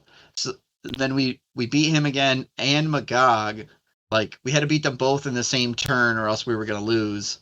And I was hellbent on taking Magog out, and I ended up sacrificing Deadpool. Like I killed him, just to try to say that I defeated a hero, and then Magog was at like 1, and you guys finished him off. So yeah, it was a fun game. Yeah, I don't know. I always enjoy Magog. I like that it always kind of works out that way, where if we didn't win immediately right now and this turn, we would have lost. Like that always feels really fun. Yeah, it was a fun game. It was close.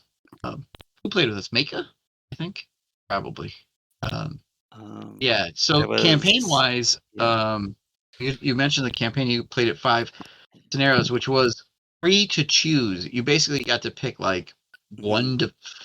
I guess it was really campaign if you played 1, but 1 to 5 scenarios and play them with these fun campaign cards that changed as you played with them, because they were kind of like a legacy game where they had these stickers, and you put the stickers on, and so everyone was building different encounter cards based on the stickers they chose. Did you end up using all your stickers, or how did your 5?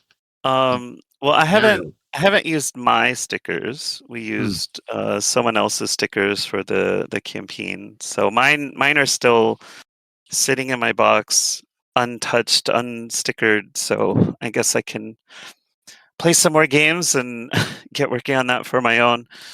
Nice. But yeah, we did the next campaign, or the next box rather. We didn't do 2 campaigns at the same time. Oh, okay. Yeah.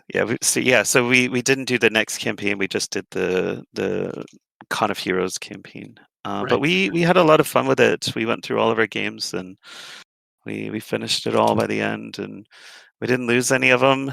And it got pretty hairy there for a while because, if you don't remember, Strife gets Stalwart, and the first scenarios of that campaign, they all have steady. So it was a little slow going with On the Run and Morlock Siege because they all have steady. And then we played Juggernaut, and it was actually a very quick game because he's very vulnerable to confusion. And then Sinister, we got really close to losing because every time you give him a status card, he adds threat to the main scheme.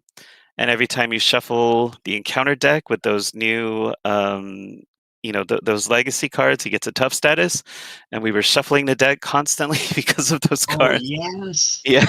The shapeshifter attachment or environment or whatever it is. Yeah. And then Strife gets Stalwart, so that was actually really fun for me because instead of giving everyone float like a butterfly and letting them do lots of extra damage, I get to just dump it all into Energy Channel, and it'd come around to my turn, and it'd say, okay, I'm going to do 25, pass to you.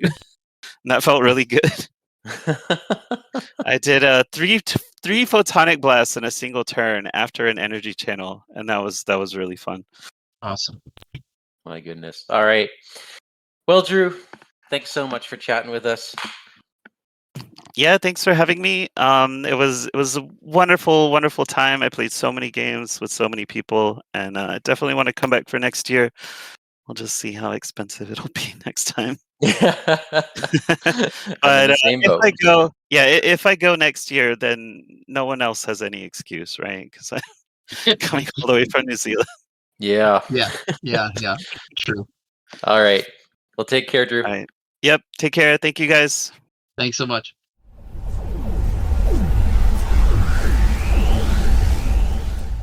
All right, next up we have Will, but you know him as Funky Monkey Monk. Hi, Will. Hello, how are you? I'm doing good. I missed my Will. I bet you do. We Yep. missed you. Yeah, we got this. I got to see you. Daniel and I got to see you at the con, along with Rowan. Hi, Rowan, wherever she may be. She is preparing for finals, so. Important. Yes, do that. Will, did we actually play a game together at the con? Yes, we did, but not of Marvel Champions. Do you play Star Wars? Oh, yeah, we played what we affectionately started calling Swoots. Really? Star You're calling Wars Unlimited. Swoots. It was Star Wars Unlimited Twin Suns. Swoots. I think Daniel came up with that. We didn't play the Morlock Siege together? No, I played Morlock Siege the first day with Oh, I played with Purple Wizard. I was in that. You guys were in that back table, and that we ended up at that back table. Like the TVs that never work. I've never once seen one of those TVs on. Yeah. Purple Wizard, Joe, Daniel, and somebody else. Probably Maka. Maka and I were roommates, so we played a lot of stuff. We hung out. Yeah, that stinks. How did we not play a game together? That's crazy. I just assumed that you were snubbing me. Oh, okay. All right, that's what it was. Let's go with that. So, yeah. No, it's tough to get in games with everybody. We played a bunch with, listeners of the show and Daniel, and 4-player game. You know what happens is I want to play a game with somebody, and they're kind of maybe in the middle of a game. So then you're like, okay, you don't want to wait around an hour. So you start a game, and then theirs finishes, and then they don't want to wait around, so they start a game, and the stars never align. I found that to be the case. It's very true. Although if you're waiting for the stars to align, that's usually a different game that's about the mythos. Wrong con. Wrong con. Okay, yeah. I don't play that game, so. But let's talk about games you did play. I know we were going to chat a little bit about the campaign and the Shapeshifter modular set. Which one do you want to talk about first? Yeah, so let's do them in chronological order. Okay. I played the campaign first. Okay.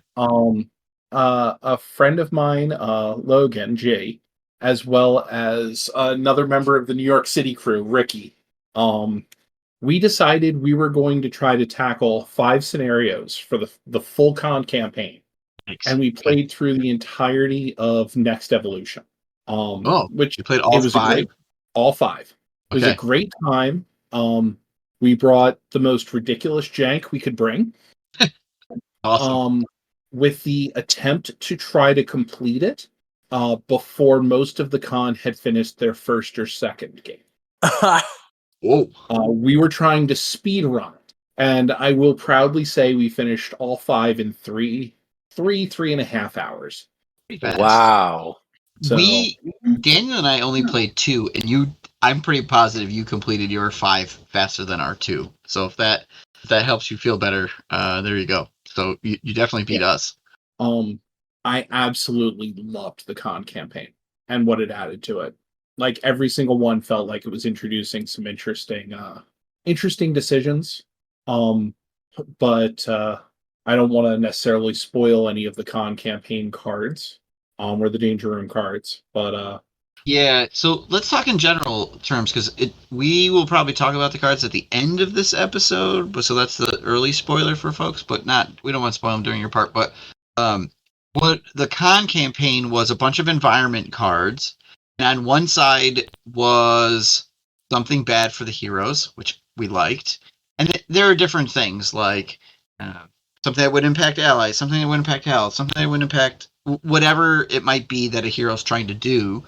And if you could complete during the con, if you could, or during you put one out randomly during your scenario, and if you could complete what was on there, or you could weather that storm long enough, you got to flip it over, and then you got a benefit that was somewhat related to the penalty. Does that sound fair assessment? Yeah. Yeah. And then if you did complete it and you moved on to your second scenario, you got to bring that card on the heroic benefited side, the completed training side, with you forward, right? From scenario to scenario. Yep. Oh, funky. That's really cool. I really liked it, and I think the easiest comparison for me to make was, playing through Age of Apocalypse, which I know, Tuke, you might need to cover yours because I still don't think it's released in Canada. No, it is. It is. I'm just about to play the final scenario. Okay. I found that with the story, or with the side missions in Age of Apocalypse, I was often deterred from playing the game and would have to stay longer to complete the side mission instead of finishing the scenario. And I never felt that way about the campaign. It always felt like something I was comfortable doing. And yeah, it was a little bit of extra work, but not something that slowed me down dramatically or made me not engage with the core mechanics of the game. Yeah, you're right, because it slowed you down a little bit, but it slowed you down within the bounds of the game that you were playing, like on the turn or the thing you were already doing. Mm-hmm. While you're right, the side missions sort of are like, they're very side mission-y. They take you out of the story or your general gameplay, and you have to kind of go off to the side and do something else. It was part of the main gameplay. Really well done. I enjoyed their. We only saw 2 of them, but so you got to see like all 5 of them. So that's cool. We got to put every single one in play, and I will say we completed every one of them. Oh, nice success. Although I can also say that if we had put them in the wrong order, and maybe you'll figure out which one this is. One of them would not have been able to be completed if it was the last one with Strife. Okay. So, I can definitely say I'll be using them again in other campaigns or other playthroughs with my local group. Yeah, the Kennedy Hawk and Hone and Americano Mag, whoever helped design them, they were fun. They were a nice addition, and it felt neat to look over to the other tables and say, "Oh, which one are you doing? Oh, you're doing you're doing this one or you're doing that one." So that was cool. I have to ask this question because it's you, Will. Did you have a giant convention Maria Hill counter? So I didn't. I'm saving that for next year. Instead, I think at least one, if not 2, of the Critical Encounters crew will now have a properly arted and properly themed version of the specialized training, along with the 4 Maria Hill versions of each specialization, as well as a copy of Call for Backup that has been errated to properly fix the text, so it's now Call for Maria. That was you? I had a feeling. Daniel must have gotten those. I did not get any of those, but now I want them. I'll make sure to send you a copy. Okay, cool. But yeah, we made some proxies for Call for Maria and a replacement for all of the different trainings, because even in my local group, I find that at the end of the day, I look through my standardized training and I go, I'm missing 2 cards. Yeah. So I knew at the con I was going to end up losing them. So instead of bringing my real copies, I was like, let me just make some cool copies that I know I'm going to lose. All right. So I've already got ideas for what cards need to be replaced and proxied for next year with Maria Hill art. So, and I did bring 2 Maria Hill decks to the con. One that I spent most of my time playing against Kang. Oh, okay. So is this the Kang where you used the shapeshifter modular? Indeed. So, please. Oh, I was gonna say, let's give a second. Let's talk about the shapeshifter set, because that was a ton of fun. We touched on it a little with the previous guest, but not a ton. So this is a 7-card modular. It has a setup attachment that goes on the villain that gives them the shifted trait and stuff like that. But really, the neatest part of this is most of these cards they give you the option to upgrade them utilizing these stickers that they had. So did you use your stickers? Did you upgrade your cards? Are they fully upgraded? How'd that go? So as you're playing the cards, the first time they come out, you have to upgrade them with the stickers. Yes. So we did end up upgrading the cards almost entirely to fully upgraded. There are a few, or there's one specific that can still take 2 more pips. But the boost one. that was just random chance that particular card happened to not come out that often. Otherwise, it's now a fully upgraded and defined set, and it's scary. Yeah, we played the con campaign with the shapeshifted and the tough choices, along with I think standard decisions. So we shuffled everything into the campaign, everything all at once. We're pile it in. But we played so slowly against Drang. I don't know what took us so long, but I think at the end of the first scenario, we had almost fully upgraded Higher Evolution. I think we only had 4 stickers left, maybe some boosted icons. But by the time we finished our second scenario, which was 4 Horsemen, we had 2 stickers left, but all the boost pips were out. So out of 2 games, we almost fully upgraded it, which was it was just fun to do. So we used somebody else's set and stickers, so I still have mine to be able to do with my play group. Did you use your stickers or somebody else's? So I used one of the sets of our stickers because Rowan and I both get a set. Right. Okay. So I used one of our sets, and it's going to be permanently attached to Kang. So we're leaving it as a modular set for Kang. Oh, is that much fun with him, huh? Well, we decided that because this was a mutating legacy formatted theme set, that we were going to play Kang Legacy. And for those of you who remember the very early days of Marvel Champions, we unearthed Kennedy Hawk's Council of Kangs. Oh my goodness! Yes, and the I printed up Council all of 50. Oh my gosh! And what I did for the back end of my con was I played Kang over and over with different people, and each time we had the shapeshifter set in. So we'd be modifying the shapeshifter set as it went through, and we would always face off against one of the Council of Kangs. Nice. That's good. And I collected a bunch of signatures on the back of each card every time we fill it, or finished one, and I'm putting them into a little binder for when they're all filled up. So yeah, that set is going to live with my copy of Kang to finish off the Council of Kangs. That's the Council of 100 Kangs. That was I just had to go back here. That was from our online convention in 2021. Yep. Yeah, from what the an League of amazing Cooperative set. Gaming. Yep. Yeah. King Kong. I remember helping Kennedy Hawk do some of the art on some of them, and it's campy, terrible. It's your really bad Photoshop versions of stuff. It was so much fun to work on those with him. Kang Lannister. It's a great Shred set. Kang. Yeah. Yeah. Some of the names are very punny, and other ones are just just put the word Kang in there. Who cares? Put it on there. So. My favorite has always been Kanga and Ku. Yeah. Yeah, that's a good one. Well, hey, Will, thanks for stopping in, chatting with us, talking to the community. Do you have any final thoughts you want to offer up before we say goodbye? Just want to say thank you to everyone who was involved in putting it together and everyone who came out. I heard this was gigantic and exceeded the number of people they anticipated. So I'm really hoping next year that it does it again. I love playing with more and more of the community. Yeah, that's the best part. Playing with new people and just seeing old friends and making new friends. So also, Maria Hill is the best. Well, on that note, thanks, Will. Thanks. Thanks a lot, Will. Thank you.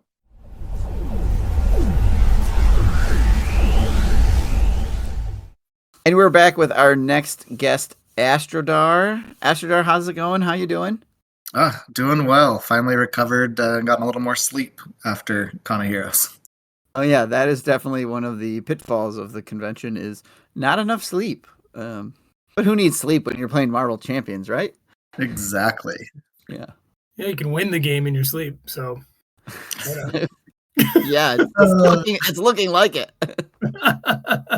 Yeah, I was looking like there were a whole lot of wins over the weekend. Yeah. Very sad. Yeah. Did you? So Esther, we played a game or two together, I believe. And yeah. Did you lose any games? Is my question. I did. I think I counted them up, and I lost 4 games, and I blame Josaru 100% for that. Not because he was a bad player, but because he came up with just some like really tough challenges, and had a lot of fun with them though. Okay, good. I'm glad to hear the villains pulled out some victories. There was, a few here and there from some of our previous guests, but not a lot. So seems like it took some shenanigans to get villains to win.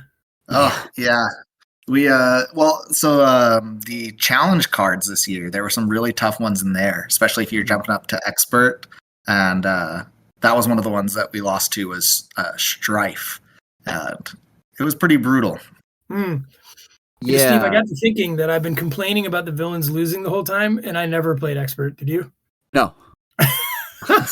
Oh no, I take that back. I did. Wait, we did play expert. I think maybe twice. Yeah, I did play expert maybe 2 times. And I did one of the challenge cards, and then I was going to do one of the challenge cards with Josaru again, and we ended up not doing it because it was just not gonna work. It gave Juggernaut like steady or something, and it was Josaru who wanted to be able to confuse the villain, and so he was like, "We can't play with that one," so we didn't do it. And then he ended up confusing the villain 0 times during the game, anyways. So we could have. Oh man, yeah. Josaru came up with some really fun stuff, and he had some wacky decks that lots of Valkyrie. And so that made the games lots of fun. Yes. Now, what did you play? Let's not talk about him. Let's talk about you. What'd you bring to the con? I trimmed it back this year. I decided I'd just bring one hero in each aspect. So I brought Captain Marvel leadership with Web Warriors. It's like one of my favorite decks because you could just hand out cards to everyone. Nice. I brought Ant-Man aggression and Miss Marvel justice. And then for my pool pick, I did Groot pool, which was actually one of my favorite decks. Wow. It was solid. And then let's see, who did I leave out? Protection. My protection was actually a Drax protection, but he was built to defend, which the horror. The horror using protection to defend. Oh my goodness. You know, right? Yeah. I played with someone doing Drax protection, and somehow every turn he defended 63 times and returned 112 damage to the villain every defense turn and never took damage. Oh, I was curious how that works. Could you walk us through that, Astrodar? Well, he just has like that. He just has lots of good options. Some of those, one of my favorite cards with him now is Anticipated Attack, which requires you have a side scheme in the victory display, but that's like a non-issue in these multiplayer games because absolutely turn 1 that was on. But it gives you a tough, counts as a defense, and draws the attack to you. So you can then hit him back with your retaliate or your counter punches, things like that. And he has some neat tricks. It was weird just watching someone draw out about 13 cards in the villain phase as they keep doing things. And they're across the table from me, so I assumed they were playing fair. I don't know. I was in that game with you too. Who were we playing with? It wasn't you, was it, Astrodar? Did we play together, Astrodar? I think so. At Game Center on Thursday, but I was playing Captain Marvel that day. Oh yes. Okay. Oh, you were like Daniel's first game or whatnot. Yeah. Daniel, yeah. You came in. Yeah, there was like 3 of us there. Yes. Yes. Okay. Yeah, I don't remember who had that direct protection, Daniel, but you're right. I remember just it was we were playing with Joe and his buddy Logan. It was Logan. Okay. Yeah, one of the things about the 4-player game I found was I just trust that everybody's playing fair, unless like something very obvious was going on with the villain, or like you'd be like, oh, you forgot that he has, he stuns when he attacks or something like that. But you just had to assume everybody was playing fair. I couldn't imagine anyone not. Right. But I know like when we play maybe in my group on a Friday and we talk our turns out a little more, somebody will catch something or something like, but this was like, it was too noisy sometimes and you didn't necessarily know who you were playing with. You're like, yeah, he could draw 12 cards. I don't care. So can't see anything anyway. Yeah. Right. Yeah. Yeah. I definitely got into that loop where I'd be the fourth player. And so like my turn is set. I have it planned out and everything. And then, so by the time it gets to me, I just start like flipping cards, moving things, doing stuff. I'm like, I should probably actually slow down and so someone can check me that I'm not accidentally cheating. Right. But I had those turns where I just went, I put this stuff out and I did this. He took 6 damage. Moving on. Yeah. It's been 2 hours. Yeah. So did you play the campaign with the Danger Room cards? Yes. I had a lot of fun with those. I think it's just like a very clever way to string together a set of scenarios into a campaign. Yeah, we had a really good time with that one. Who'd you end up playing against in your campaign? Daniel and I only did 2 villains, right? Daniel, we did Drang and the 4 Horsemen. So I guess we did 5 villains. Yeah, we got it all in there. We did 2 scenarios. But who'd you do for your campaign? Because everybody got to kind of pick their own. Yeah, we let's see. So we did Brotherhood of Badoom, so Drang for our first one. And then we did who was our second one? I can't remember now. I'd have to look it up. And then Hela was where we closed out. Oh, nice. So it was really, really fun. We also had the shape-shifted. We used the shape-shifted mod that across all the campaign. So that was really fun because by the time we were done, it was completely, all the stickers were on it and it was completely filled out. Yeah, Daniel, you and I, we used the... We did that too, yeah. Yeah.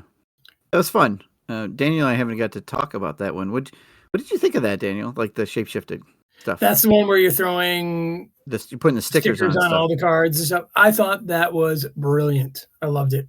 Yeah, it was a ton I loved of fun. it. By the end of it all, though, you now have a modular set that's pretty difficult. So yeah. And we were playing with Alex. Is he coming on the show, Steve, or has he been on? No, he's not coming on. Okay. So we used his cards, and then I just said I would take whatever it ended up with, so he could have a brand new set of cards. Okay. Yeah, so I've got a really difficult modular set. Oh yeah, it's fun though. Like it was so fun to do. See that kind of grow. We each actually got to put on one of the main stickers, each person in my group, and so by the time we were done, I had everyone sign the card that they built. Oh, nice! So now I have signed copies for every time I bust it back out. I know who to blame. Nice. That's important. Yeah. Did you end up using the tough choices or the standard decisions, which were the other cards that gave you the peril when revealed, draw a card? Everybody gets to choose to draw a card. Do you use those? Yeah, those were another one that was a lot of fun. But as the weekend went on and we used them more, the decisions became a lot like initially they felt super threatening because I had no clue what was coming out of the card. But then toward the end of the weekend, it became a lot more of this like risk reward of like, okay, so I know it's probably one of these things. It might be discarding an ally and I don't have any, so that wouldn't matter, or things like that. So as I played with them more, I actually started enjoying them a lot more because I could be like, okay, I'm risking it on this one. I'm going for the card. Okay. Yeah, I was curious if people drew or didn't draw and how their draw evolved over the course of play with the cards. Because I tended to just draw almost every single time. Like if I was playing Deadpool, I was like playing in character. I'm like, he draws a card, and you never were worried. Yeah, there's like 1 or 2 times there's like, well, if it's this specific one, I'm in big trouble. So maybe I won't draw this one time. But yeah. I liked the new Shadow of the Past sort of adjacent card. I thought that was cool too. Yeah. Oh yeah, I like that one a lot. Of just that's the one that brought in effectively had you resolve Shadow of the Past and then stuck one in the deck. Well, we were confused about that. We did not put a Shadow in the Past in the deck. We read the card as saying Resolve the effect. Act as if you drew your Shadows of the Past, because it had that other effect where you could just ignore it by shuffling it back in and drawing 2. Mm-hmm. Which Steve tried and drew 27 cards and kept getting it over and over, and then decided that he only drew 1 card. Yeah, once you guys yelled at me enough. Yeah. For all the complaining of cheaty heroes, Steve. That was my big cheating moment. Yeah. I was like, wait, I don't understand. We did not read it. We did not read it as you throw Shadows of the Past in the deck, because then you'd end up with 5 of them in the deck. Right. Yeah, we ended up with 2 because we read it as because since you resolve Shadow of the Past, that one gets discarded into the deck as well, which it just turns into a surge card in a way. If it hits you again, but it might hit one of your teammates, and then you've got this normal Shadows that's popping in. But I had a good time with that one. The standard sets every year are always a lot of fun. Yeah, they do good work with these sets, it seems like. So how late did you stay at the con? When did you end up leaving? Like, I know you were there Thursday with us, at least. How late did you stay on Sunday, or did you leave before that? I left Sunday semi-early, earlier than a lot. But my flight left at like 6, so I left the con around 3:30. Oh, you were there longer than the two of us were. Yeah, I think it was just a bit after you guys left, and so got a couple extra games in, but nothing too crazy on Sunday. Okay. Do you have any other specific gameplay memories that you want to share, or anything you want to say to folks out there about the convention as a whole? Well, I'd highly recommend it for anyone who is interested. If you can swing it, it's so much fun. Particularly just hopping in a game with random people that you've just met and you have no clue what their play style was. Because I had a ton of fun with we had one game late night. It was right as Game Center was closing down, where Star-Lord Pool hopped in with us. And that might have been the most stressful game of my life. Watching Star-Lord pack up these huge stacks of encounter cards, and it is so opposed to how I play, but it was a blast. It was a lot of fun. Nice. That's great. Well, hey man, thanks for coming on, chit chat with us about the con, telling us about your experiences. Hopefully we get to see you at the next one, or at least the next one we go to. I don't know. Hopefully I can make it to the next one. Who knows? It was nice to meet you, and thanks for coming on and sharing your experience with us. Yeah, well, thanks for having me on. It was nice meeting both of you as well. I had a great time. I'm hoping to go back next year as well. Right on.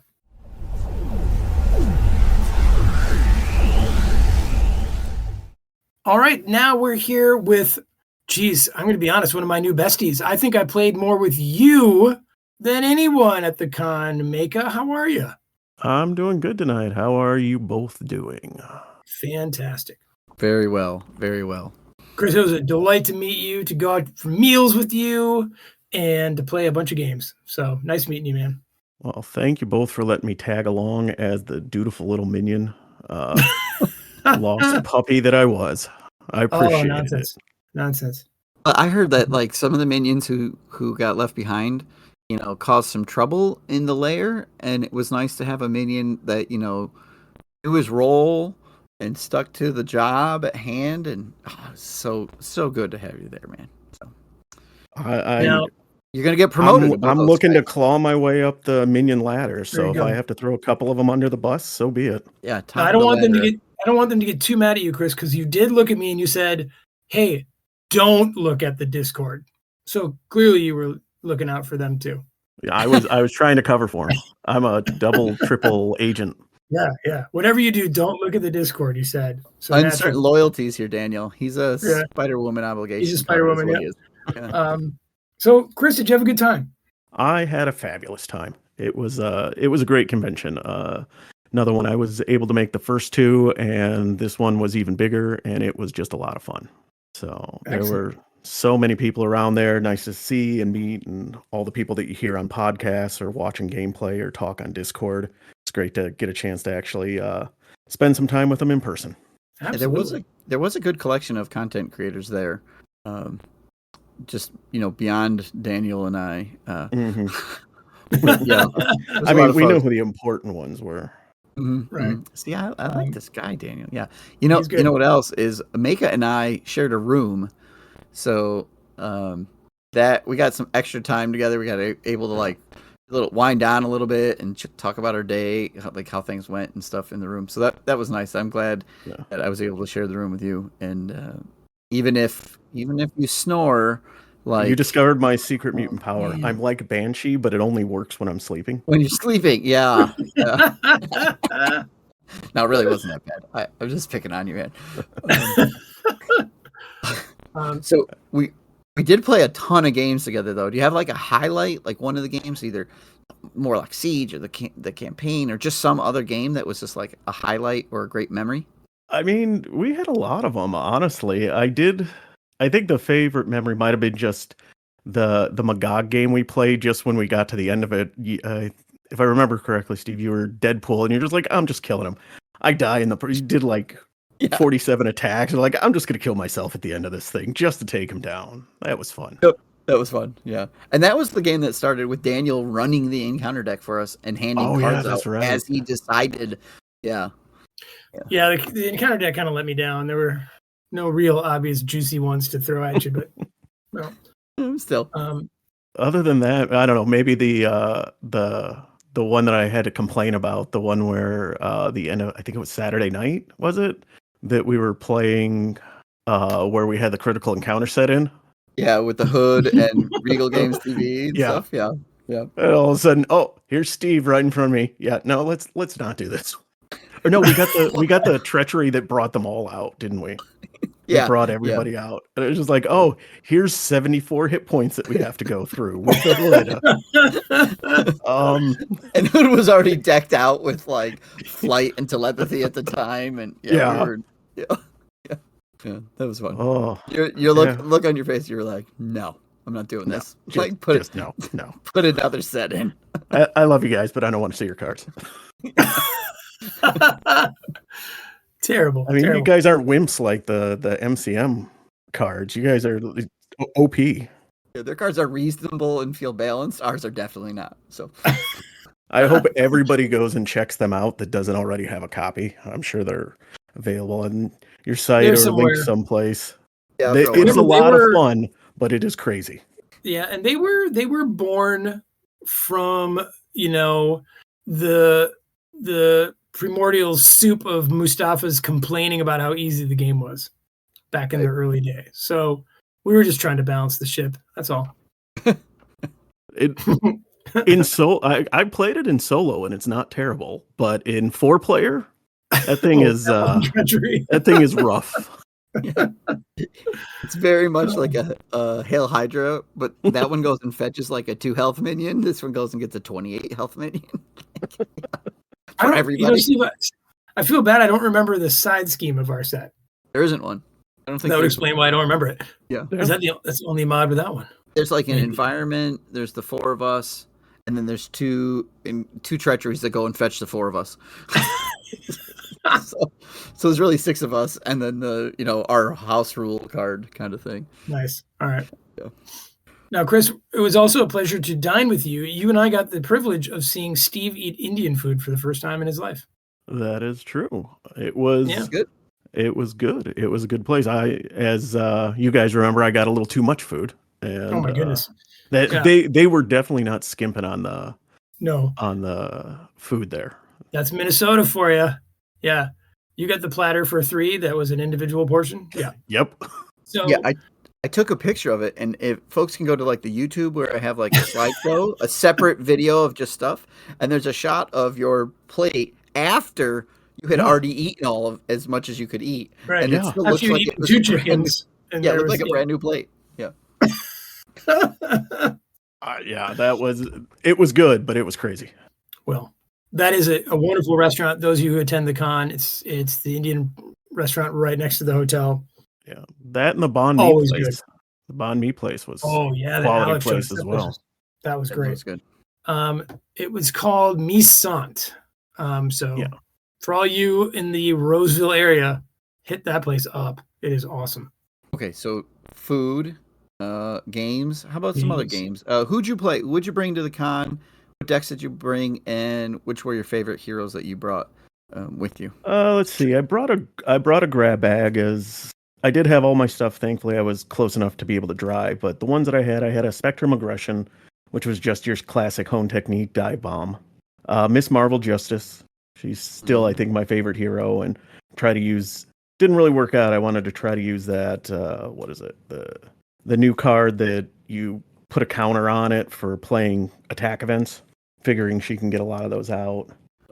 Spider Justice and Spider Justice and a Psylocke Justice. I pulled out the Ironheart leadership to counter the Iron Man leadership. To see who could do better. Thank you.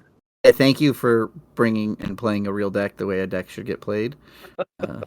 I think the one I think I played the most was Shadowcat Protection, and that one's just such a stupid fun deck. It's what Shadowcat is crazy in protection just because once you learn the timing triggers and the flip of her phased form, like I defend and now I flip to attack and now I play counterpunch, so I flip over to phase and I just sit there and just never take any damage and just, she doesn't have any big huge swingy attacks or thwarts, but it's just, no, you're never going to touch me and I'm just going to slowly take you down. Yep, that was pretty cheaty to sit across from. Well, that was fun. Mika, you're hit for 7. No, I'm not. Oh. All right. Juggernaut's hitting for a base of 5. I don't care. Yeah. It is fun. It's not something that'll do a lot, but it is fun to just go, I don't care what the villain's doing. I am being the ultimate cheaty hero and just phasing through you. And that's fine in a table of 4, where 3 other people are trying their best to cheat as well. So what does it matter? Right. Did you only play 4-player games, or did you play some other non-4-player games? I think I played a couple 3-player games, but that was it for Marvel Champions. That's as low as I got, I think, for the weekend. Yeah, I was trying to think if I played any 2-player games. Daniel and I played one. We played a 3-player, yeah. Well, we played a 2-player. You and me. Yep. My little Superior Iron Man that we were testing out. Where he's a villain. A Superior Iron Man. And was it Trevor we played with at the last day, or I forget his. It's hard to remember everybody's name. Yeah. So the guy who's usually on our Twitch telling us all the rules we're making wrong. Romeo, yes. Tyler, yes. Tyler, yes. He's just keeping us honest. He was great. He was fun too. He was fun. Yes. How about swag? Did you get any cool swag or new stuff? Besides the stuff that came at the con, I didn't go grab a lot. I got a couple of things off the raffle table.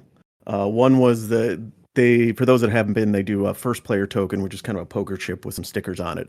I had lost, or somebody had grabbed my first year token, I think last year at Con of Heroes. So I'm like, I'll just grab one of those. And then I picked up a little pin for my son, I brought him last year because my wife was out of the country. So I'm like, I'll pull him out of school so I can go to a game convention. I'm a quality father. Yeah, you are. That is good parenting. Education. Yes, that's good parenting. The other thing that I got that I really love is, and I forget who was doing it, and I apologize. I don't know if either of you remember the guy that made the 3x5 cards. Yeah. Sandy. Okay, Sandy. Yeah. The name Sandy so on the Discord. Yeah. I grabbed the Miss Marvel card, and it's just even if it was a regular card, it's great art that was chosen. But it is cool. It's like, I think it's 3x5, and it's kind of a plasticized card or something, a little bit stiffer than like a playing card, and they're really nice. Yeah, I played Black Widow because I had the big card. No, yeah, Daniel, I think that's what we did that one game. All 3 of us, we just chose the hero because we grabbed the big card. Yep. Did you play anything other than Marvel Champions? I did. I managed to get in 3 games of SWU. Or specifically 1 game of SWU and 2 games of SWUTs. SWUTs? Nice. SWUTs. Star Wars Unlimited Twin Suns. I got a quick single game in. I was just doing the basic Sabine Green aggro rush deck. And as always, by like turn 5, I didn't win, so I stalled out and lost. Okay. With that deck. And then I did a couple of the Twin Sun games. And the first Yeah. one, Steve, you and I, we tied. We tied. Yeah. And we learned a rule that if you tie, you just tie. There's no tiebreaker. You share the victory, it says in the rule book. Yep. So I'm not good at sharing, so that, oof. All right. But with you, it was okay. It was all right. You can have the trophy on alternate Tuesdays, and I'll take it on the third Wednesday of the month. All right. And then we did the other one. I think it was the three of us, and was it Funky Monkey Monk? Yes. Yep. And he successfully turned us against each other, and he won. Yeah, Daniel went down first because of my bad decision, and then then Will finished us off, and I couldn't. Yeah, we. No, I thought didn't you take me out first or something? No, I was the first one down. When I Oh understood no, what that's being right. a friend of That's Steve's right. really meant. I put him in striking distance without thinking about it. Yeah, that's right. Yeah. Yeah. So that Will took. Well, you didn't actually kill me, Steve. You just made it so all Will had to do was look at me funny, and then I was dead. Then you fell over. Yeah, a stiff breeze would take you out. Yeah. No, thanks for that. And that was the first time that I got to play Twin Suns, so it was a lot of fun to try. That's a really good format. Yeah, it's fun because of the chatting and the politicking, and somebody gets starts to build, and everybody else can kind of knock them down, but you don't just eliminate somebody and they have to sit there and watch everybody else play. It's got a neat balance to it, so that's cool. So yeah, just a lot of Marvel Champions, a little bit of Star Wars Unlimited, and just an all in all great weekend. Yeah, thanks for sharing the room and playing and just generally being a great companion for the weekend, because we played a ton of stuff. Although we did also, I didn't play all my games with you, right? I went off and played some other things, and we found each other later on. And that's kind of the fun thing is you can come with somebody, you can bring friends. Like Daniel and I, we played some games together. We didn't play some games together, and that's okay. You could find new people to play with, and then you can go back and play with the people you already know. That's what I love about, especially the dedicated game conventions. Usually everyone that I've been a part of, the communities are great. So if you're just looking for a game, even if you don't know anybody, you'll easily find a game, and you can just bounce around and come in and out with people people you don't know all the time. And even, the organizers, or heck, even like when the FFG people would show up, they're, so generous with their time and chatting with you. And it is a great time. We even got to play with Zach to Ultimus, right? I mean, that was great. So that was a ton of fun. Play with somebody from FFG. So who knew everything perfectly. That Group Justice deck was the chef's kiss. It was good. No, it was. I'm not being. I know. I'm not actually being facetious. It was a good deck. We had a great time. Yeah, there was surprisingly a lot more group there than I thought. There was some Valkyrie there. There's Hulks there. So the heroes that kind of get picked on, they showed up and people played them, and people didn't give you a hard time for playing them, and that's the other neat thing, because the 4 players are a little more forgiving. As we said, right, lots of victories, and so you could play a deck that maybe you're not going to bring in solo because it struggles, but you could do it in the 4-player game and have a good time, and everybody could support you and play too. So yeah, definitely. And I'm sure that's why Kennedy Hawk brings 5 different Hawkeye decks, because it's the only time he can win with them. Love it. Oh yeah. Just Chris, a couple shots over there. You had to. We had to, right? Chris, thank you so much. It was, like I said, wonderful to meet you and put the face to your voice and hang out as much as we did. I'm glad you had a great time at the con, and we'll see you again on the show. I'm sure we'll see you again, hopefully playing online with us, and ideally in the real lives a year from now, or even sooner, when Steve and I and some other people in Virginia make our East Coast con a reality. Absolutely. You make it happen, I'll be there. Right on. Okay. All right. Thanks so much, Chris. All right. Thanks for having me on, and thanks for the weekend, guys. Cheers. See ya.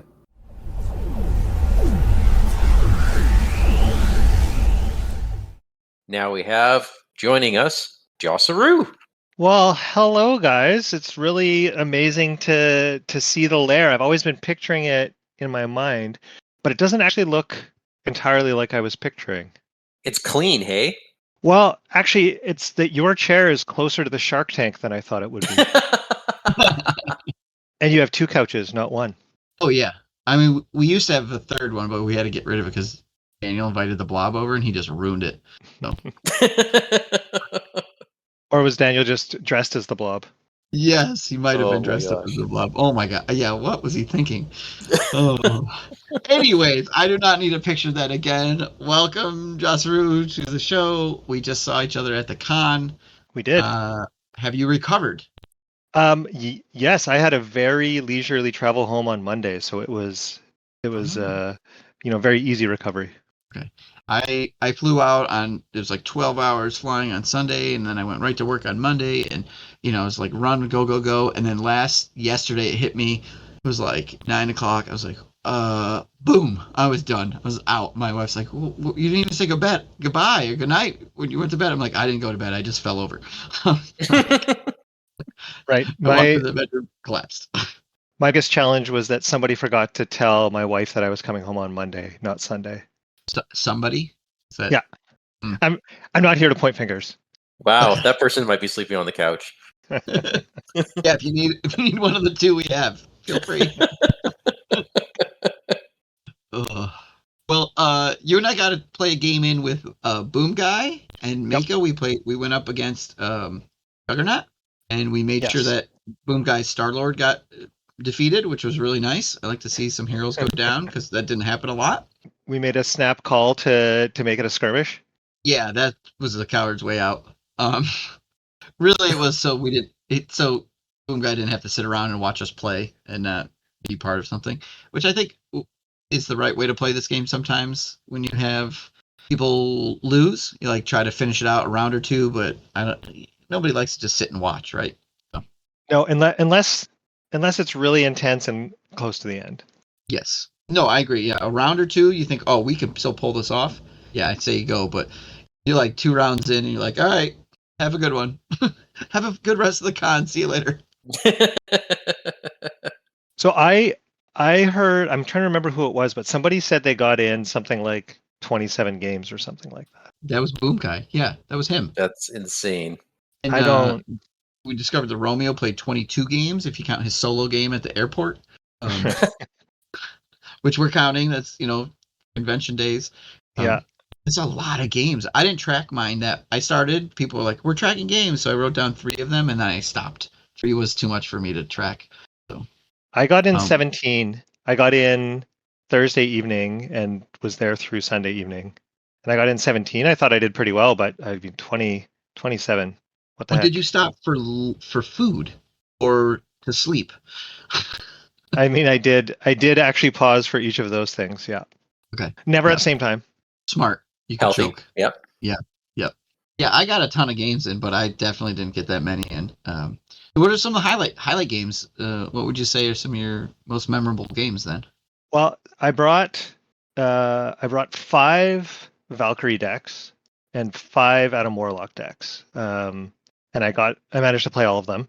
And I think Wait, you played 5 Valkyrie decks? I did, 1 for each aspect. What is wrong with you? I mean, wow. Holy cow. That's fantastic. Yeah, I'm sorry that I It was honestly very fun. She's somebody I haven't especially enjoyed in the past, and I thought I'd kind of go out of my way to explore what her kit can do and what sort of neat interactions might be there. So it ended up being really fun. Hey, nice. In 4 players at a convention, absolutely she shines. Yeah. And because she's not well loved, you're not going to have a table conflict. Yeah. Yes, I did hear somebody else was playing Valkyrie though, so there was a potential table conflict, but it never happened. So did you bring 5? Like, do you own 5 Valkyries, or did you sort of swap? Of course he does. That would be a real commitment to the bit. No, I have only 1 Valkyrie. Okay. Because Kennedy Hawk brought like 5 Hawkeye decks, and he had multiple Hawkeyes. Like, right. Legit owned, multiple Hawkeye packs, but. Well, and he had a Kate Bishop Hawkeye as well. Right. Yeah. Nice. No, I think that the one of the highlights while we're on the subject of Valkyrie was a 2-player game I played with Astrodar against the Con Challenge for Strife. Okay. And I was playing Pool, and he was playing a Captain Marvel Web Warrior leadership deck. And one of the biggest challenges with Valkyrie is if your stupid Nemesis set comes out, it neuters you, and we were never able to get far enough ahead on threat that I could ever actually flip down and get rid of my stupid obligation. Oh, So, but because it's strife, what would happen is that hope would come to me every second turn, and I was playing a pool Valkyrie that had the laser swords, so I actually had a very high attack. So every other turn, hope was able to blow up the board for me because she had a Okay. really high attack. And then in between that, I just kind of figured out how to survive with Valkyrie not actually being able to attack, even though that was the whole point of the deck. So that was actually an amazing. We ended up losing in the end, but we treaded water for about 2 hours. Oh my goodness. It was so fun. It was honestly a very, very fun game. Yeah, I mean, you're making memories, right? That's a fun memory. So. Making memories, and then I also played probably the most powerful version of her decks, which was an overkill hand cannon aggression deck. I played it with Drew against Zola, who has retaliate, but with overkill you can just go through the minions, and that was really fun and worked very well. You mentioned the con challenge cards, and we have not brought that up with anybody. Oh, fun! Give us a quick recap of how those work or what they were, and if you played any other ones. Yeah, so each year there's been some challenges, or at least there were for the past 2 years. I don't remember if there was in the first year. And they've usually centered around the most recent box. So these were all ones from Next Evolution. And so there was one challenge for each of the 5 villains that are in the box. Usually they're just choosing some modulars, not entirely unlike your summer challenges that you and Bill did. Oh yeah, Steve. Yep. Choosing some modulars that really lean into what can make the challenge difficult. So I believe, for example, we went to set up the Juggernaut one when you were playing with me, but we ended up deciding not to actually do it because it was the one that gave Juggernaut permanent overkill. Yeah, you had to play with the super strength modular set, and not only was it like overkill, but he also had stalwart or steady. Yeah, and you were going to bring some float like a butterfly stuff, and it was like, oh, this is just not going to work. So it's not going to work. Yeah. And so I mean that's the challenges are all like that.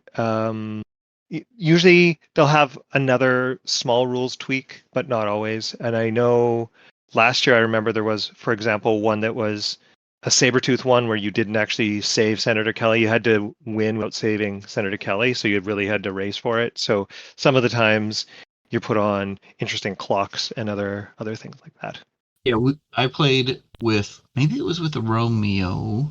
We played the Warlock Siege challenge, the Here to Slay one, where you put out the Mutant Slayer side scheme, and it at the start of the game, and it's permanent. So that was fun to try to beat it with that in play all the time. Yeah, and then that suggests it's like use Ransacked Armory and Brothers Grimm, and which changes things around. So yeah, those were fun. There was just like 5 cards. There was no official event for them. They were just a thing you could do or use. Yep. I'm curious how many people used them. So nobody's mentioned them up until you. So that's I wonder. Yeah, I played the Route to Ruin one, which was a Morlock Siege one, and had Osborne Tech and Crossfire's Crew as the modular sets, and you played as if there was always an additional villain under there, so there was always Retaliate, and it really cranked up. And I also played the Gene Hackman one, which was against Mr. Sinister with my favorite modular set, Armadillo. Yeah. How'd that go? It was a very long, grindy one. Another one where it took us about 2 hours to actually stabilize, but we ended up winning. How would you say your record was? Did you win more than you lost? Oh, yeah. I think I lost twice. On the first night, lost against Spiral, and then went on and played it again and then won. And I think I lost one other time. Yourself? Yeah, there was a game with you where Star-Lord went out. We lost the game. We turned that into a win. Yeah. We cheated heroes. We claimed a victory from defeat. But that was, I think, the only time I watched a hero die. I killed my Deadpool. I killed myself off on purpose but we were winning. We won because of it. Kennedy Hawk and I played. We lost, but we were playing against the Critical Encounters and the Marvel Champions Monthly modular sets in Claw, so we just got obliterated. And then there was a few games where I think we have to add an asterisk to the word win, or put win in quotes, because there was like, well, if we did this, then we would still be playing, and we did that a couple times because people didn't want to restart, and we had put so much time into it and that sort of thing. So, especially if it's someone's gonna be sitting out of a game, right? Yeah, and it was the con I want to play with this person, and it's the only game I'm going to get with them, and it really was like, it happens all the time. You like retcon one little thing and you pull something back and it changes the whole game, which I think people do a lot in this game from what I could tell. But that happened maybe 2 times, and if we hadn't done that, we'd have won. So, or we did win by doing that, and if we hadn't done that, we probably would have lost. I was just looking, and yeah, you were describing the Juggernaut better one. You were describing the Juggernaut one better than I was, Steve, because it was super strength. So it was that he had steady. So it was harder to keep him confused, which is kind of the way to defeat him, right? Or keep him at bay. Yeah, it didn't really matter anyways, because Boom Guys brought Star-Lord with Pool, so. That deck was very fun, and the thing I really liked about it the most was that I think Boom Guy came to the convention having only started to like Star-Lord and Pool, and then it ended up being his favorite deck. Yeah, because he's sort of known for like, I play Vision, right? And here he is playing a bunch of other stuff and finding some new love. So that's nice. On their podcast, they had a pretty long conversation about Pool, and Boom Guy had been, somewhat unimpressed with it. So it was fun to see that he engaged with it more and started to decide that he actually enjoyed the aspect. Yes. Yep. I ended up using other people's decks a few times, which was a lot of fun. Oh yeah. What did you use? I only brought 5 decks, and at a point I'm like, I cannot play these again. Like, I already played them enough times. So somebody give me a deck. And Regal Games TV, he gave me a Ironheart. I don't even know what the aspect was because it was Ironheart. And that was a lot of fun. And somebody else loaned me a deck. I forget what it is. It's all a blur. But I remember having a good time using somebody else's decks. And I used Daniel's Magic deck. And he's like, it does this. I'm like, great, let's try it. So it's always fun to like see somebody else's deck building, thoughts. I don't remember you asking to borrow any Valkyrie decks.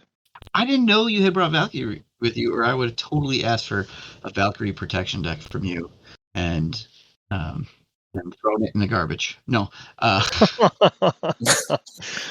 Wow. Actually, I shouldn't say that, because I love her Nemesis set. It's so good. Like, from the villain's perspective, amazing. Yes. It is. Yes.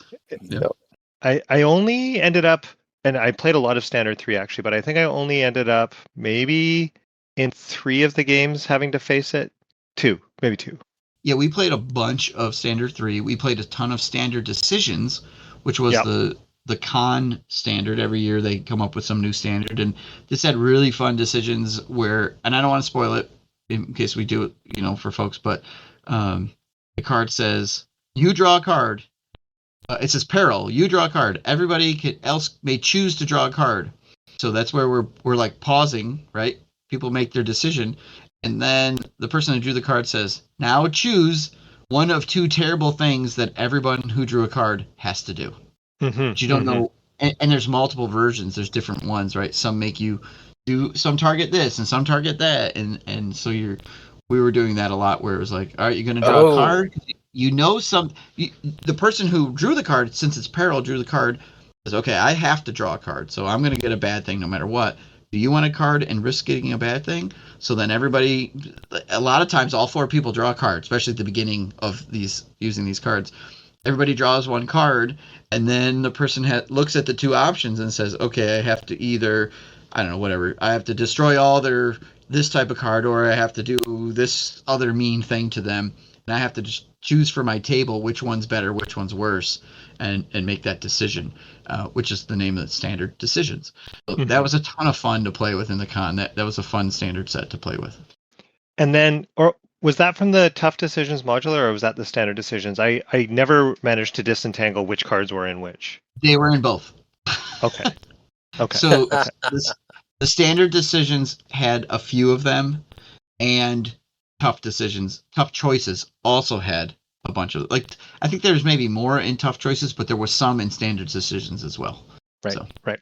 Well, so one of the things we did is did you talk about the campaign at all? Yeah, we did. We have. Okay. Did you play? Enjoy?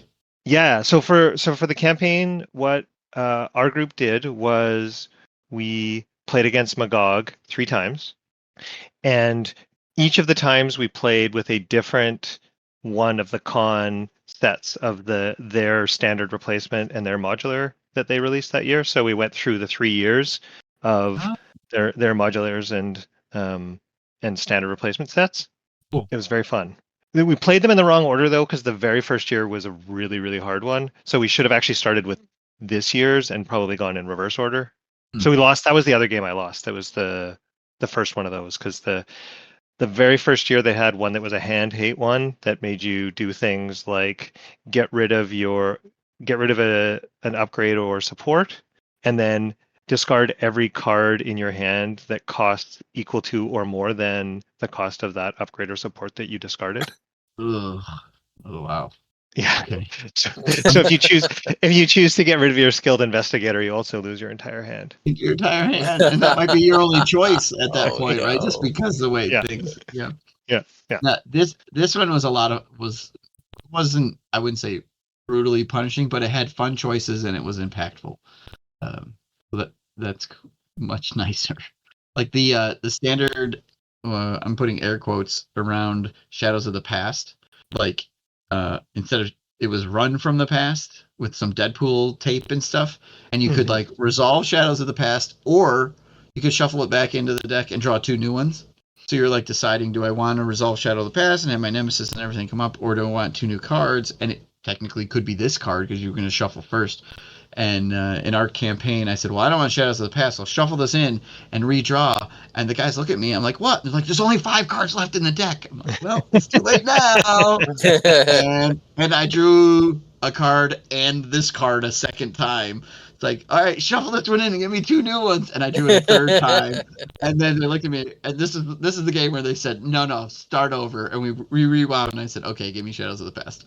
This is one of those ones, because we were playing the epic game with everybody as well. Yeah. And then you can't just screw it up and be like that. And I was getting salty because Daniel was playing his Iron Man deck in a certain way, and it was like, oh, come on now, and whatever. But like, make some better choices, Daniel. It's like, you make some better choices, and so we settled things and we kept going. So that was a fun set. So I unfortunately didn't get a chance to play with Daniel. Yeah, he had to take off early a couple times too. He had family up there he was seeing and things, but I'm sure he would have loved to get a game in, but there's not enough time. I mean, you're there honestly, you're there Thursday, Friday, Saturday, Sunday, and there's still not enough time. Well, there were a bunch of people that were pre-gaming it on Wednesday, so I might pull that move next year. Yeah, we played a bunch on. I got in early Thursday, so we played a bunch. Well, this has been great, Jasru. Do you have anything you need to plug for the community? Sure. I host the Road to Nowhere podcast, which you think your podcast is niche? Let me tell you. I have a podcast that recaps Solo Champions League, which is a league with about 100 players in it that go up against solo challenges, and then I invite guest hosts on and we talk about the decks that performed the best in each of the challenges.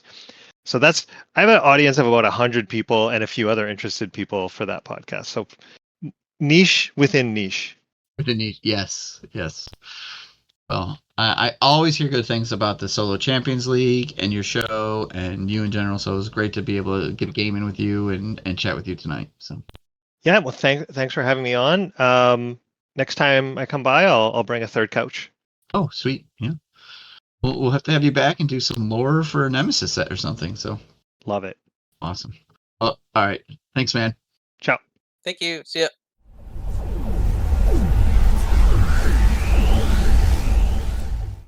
Okay, in our final chat of the evening, we have with us none other than Dan and Terrence. But you know them as Kennedy Hawk and Hone. Hey, guys. Long time no see. Hey, how's it going? Good. Long-time listeners might know this, that way back in the day, we put on an online convention, and it was a lot of fun. And then you two... Far too long. Yeah, then you two took it off and made a real convention. Real's a funny word you used there. How does it A feel? real convention. It was an in-person convention. So, how does it feel? Feels good. Yeah, it feels good to, be done, People didn't hate it. So that's the feedback I got. The relief is there. It's true. People loved it. Yeah, everyone I have talked to, everyone that's come on, everybody had a great time. I got a lot of hate mail. I don't appreciative. know. You got hate mail. I'm just kidding. Oh, we'll talk to Daniel. We'll talk to Daniel about that. Yeah, I mean, everybody was so appreciative of all the work you guys put in and the work that went into just like organizing it, all the cards. Everybody's really enjoyed the custom content, the raffle, and all the prizes. Just the whole thing and bringing folks together. I have not heard any negative comments about anything really. Good. Yeah, everybody had a great time. I want to say thank you to both of you, as well as to Americano and to Mag for putting it on. Why don't you tell us about what goes into making it a little bit? Maybe folks could appreciate even more the hard work you guys have done.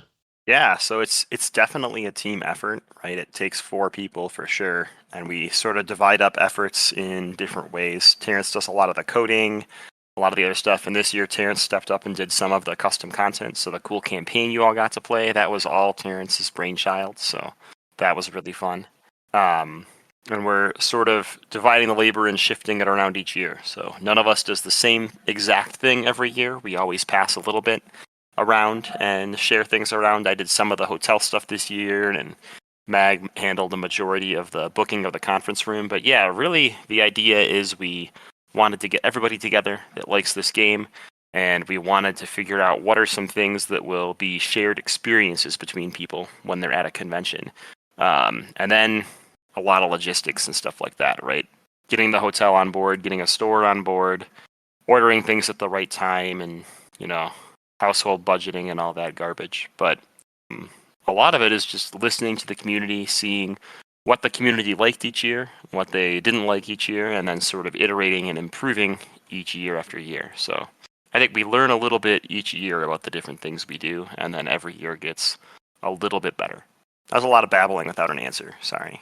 No, it's the perfect answer. And I haven't been to the previous 2, so I didn't have to see your evolution. I just got to come this year and see how much fun it was and enjoy myself. You had the most amount of people come this year, right? Like 140 is what I heard. Is that right? I think that sounds right. I think we sold 130-ish tickets, but then you have to include like the organizers and some other folks, and so I think it ends up being around 140 people in total. That's not a small number. So No, I mean, how many tickets? What was your max? 135. It was actually 125, but we changed it. We changed it when it sold out and people already had flights booked, right? So. Oh my goodness. That's nice of you. Well, yeah, I mean, there you go. Like, you accommodated people right before the con even started. You're like, oh, you bought ticket. You already bought plane tickets? Yeah, sure, buy a con ticket. That's great. But yeah, it's really interesting. We have to sort of like lock the swag in far enough ahead of time that it all arrives and we can check it all and things like that. So we have a cutoff date, and the first year we had a cutoff date, and I ordered like 10 extra packs, and then we sold like 5 tickets before we closed them. And then last year we had a cutoff date, and I ordered 20 extra packs, and we sold 15 before we like closed the ticket sales. So this year I bought 30 extra packs, and I said, surely we're going to have extras.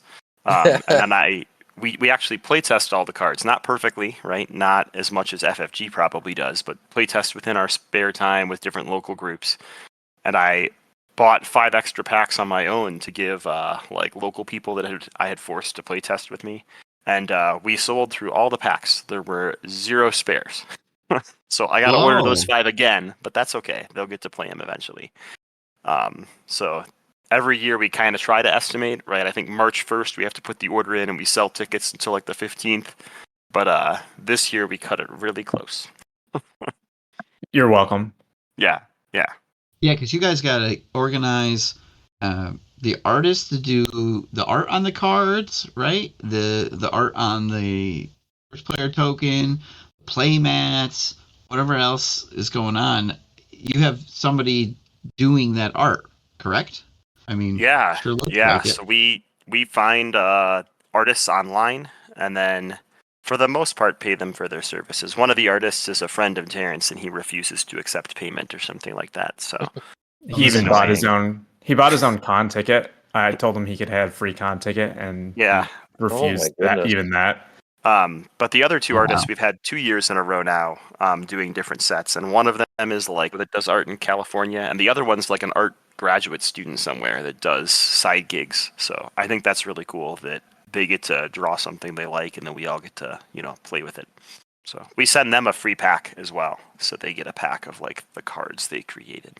Yeah, and all that money comes out of the ticket costs, right? I mean, you're paying for the room, you're paying these artists, you're paying the production costs, shipping, whatever else goes into it. Yeah, exactly. It's basically a nonprofit, but not registered as a nonprofit, because that'd be a lot of paperwork. So we instead just don't make money. Instead we just don't make money. It's the same thing. So the ticket prices are set based on the swag prices each year, and then how much we think we need to carry over for the next year, right? You've kind of got to book some of these venues far before we start selling tickets. So we've got to find the venue. The first 3 years has all been at the same place. So that's been pretty easy. And book that's pretty far ahead of time. Well, this year we got to use Salon D at the hotel, which I think was a wonderful addition. I don't know if you've had that in the past or not, but I know Con of the Rings did not. And that lobby gets crowded. It gets loud. There's other people in the hotel. Sometimes there's a wedding happening, and the bride doesn't like that a whole bunch of geeks are playing card games outside. We had a wedding happen last year.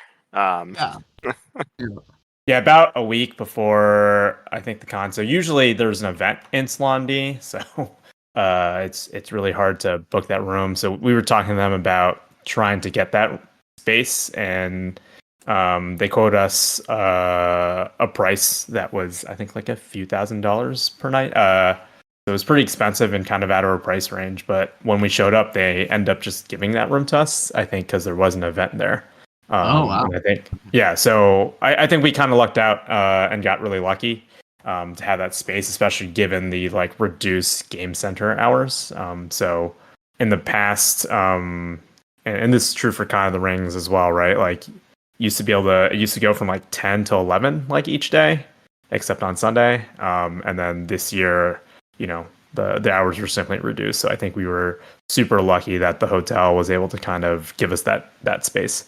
Yeah, that lucked out then. I think maybe the one comment that I did hear, the negative comment, and which had nothing to do with you guys, was what kind of gaming nerd nirvana closes at 7 o'clock on a Saturday? Like, that was ridiculous. But, it's not my business. So being able to move over to the hotel with all those tables just made it, who cares? We moved and off we went. So yeah, don't disagree. We certainly didn't close the con and community at 7 p.m. That's for sure. My lack of sleep can tell you that. Did you guys get to play any games? I know sometimes, you're busy doing this or doing that, taking care of things. Did you get to play games? Yeah, I got to play. I think I counted, and let me see. I played a good number of games throughout the weekend. And what was the number that I had? Let me count on BGG real quick. But I think I end up playing like 13 games or something over the course of the weekend, which if you're organizing a con, that's pretty good. But I think we try to split up kind of the duties each day, so it's not like the same set of people having to do stuff all the time. And Yeah, so I think like the main ones that Dan and I don't get to play very often are probably the Epic multiplayer event, because we're both doing like rules and helping facilitate that, right? So that's kind of, I think, like the main time, and then kind of at the beginning of both Saturday and Friday when we're doing the bulk of registration. It's kind of like a full deck thing on Friday morning. You guys walking around during the Epic was very helpful. That's too bad you don't get to play after doing all the work on the cards. Did you get to play your own campaign? That was fun. Yeah, I did get to play the campaign. I got 11. Nope, here I missed it a day. I played a bunch on Thursday. We played on Thursday, I think, Steve. So Yes. It looks like I had 17 games if I count my Thursday games of Marvel Champions, which is a lot. Only 2 of them were on Friday. So Friday was the big day for me with the Epic multiplayer and getting everybody acquainted and helping people find tables if they don't have them. But even though we didn't get to play in the big Epic multiplayer, we did play one Sunday night with the people that stuck around. So I think Terrence and I both got to play in that one. And it was a smaller, more intimate setting, but that meant we got to see the mechanics more and hear what people were saying. So I think that was good for us too. Nice. Yeah, we played on the Ottoman in the hotel lobby. My back still feels it. Yeah, I think that's where my Deadpool cards went missing. They're in the cracks of the couch or something under the Ottoman. Should we call the hotel and find out? Yeah, I was debating it. I mean, those are expensive cards, right? I mean, jeez. You know what, I'm going to open my deck box right now and search while you're talking. The one card is fire, so it could burn the place down if we're not careful. And then you and I got to play on Sunday morning with the MCM modular set and the Critical Encounter set, so that was fun too. Twice in a row we got to play Sunday morning. One game we lost, one game we won, right? That's right, yeah. Yep. Whichever way you look at it. Yeah, from both points of view. But yeah, largest con we've had yet. Lots of cool scenarios, encounters, and situations for people to navigate themselves out of with the different events we have. We were a little less structured with events this year because in previous years we did a lot, I wouldn't say more events, but more structured events that had a lot of announcements, and I felt like I was interrupting people when they were trying to get a game in, right? So there was a concerted effort to do less announcements this year and things like that. And I think that worked out well. So hopefully we get some good feedback on that. Here pretty soon, they'll send out a post-Con of Heroes survey. So if you went to Con of Heroes and you hated something or you liked something, make sure to fill out that survey because we really use it to shape the future of the con, to help think about locations and hotel stuff and all sorts of things. So if there was something you loved, please let us know. If there was something you didn't love, please also let us know because it is really, really helpful. Yeah, as an example of that, I think in the past 2 years when we usually dedicate Saturday for playing campaign for like basically the entire day, we got a lot of feedback that people want to play with a bunch of different folks and not kind of get locked in. But if you're playing, I think the first year we did like 5 scenarios in that first campaign, and I think Spider-Man was actually in a group where they started at the start of like when Game Center opened, and we were about to kick them out, and they were like finishing their like expert Venom Goblin game. Oh wow. Yeah. The other thing we learned was don't put scenarios into a thing that you haven't actually had a chance to play. Yeah. We were really excited about Venom Goblin, so we made it the finale of the scenario. And then after Sinister Motives came out, it became an optional finale to the scenario because it was a little hard. Yeah. Well, this year you said here you get pick whatever ones you want. Here's some we're suggesting so that kind of people are all sort of playing the same thing, but I've heard all kinds of names of scenarios that were played for the campaign mode, which in my group with Daniel and Mika and Eric, we only played 2. And Funky Monkey Monk, Will, they played all 5 Next Evolution ones for their campaign. So people were playing, all kinds of things. That was really fun to kind of get a walk around and like, what are you guys playing? Oh, we're doing Sinister 6. Oh, I hadn't seen anybody play that yet. Like, so that was fun. That's pretty cool. Yeah. I also really enjoyed your standard decisions set and the tough choices. The peril with the choice that you have to make was just so much fun. Playing with 4 players, playing with people you hadn't played before. Those are good cards. They're interactive in a 4-player game. Very kudos to you guys. Whoever made those up, great job. That was all Dan for designing that stuff. It was a team effort. You stop it. But one of the things that we decided, I think, in the middle of actually like planning content for Con of Heroes 2023 was we wanted to do this theme of choices this year, and I think we really just like leaned into it for everything we did for the entire con, which was nice to see.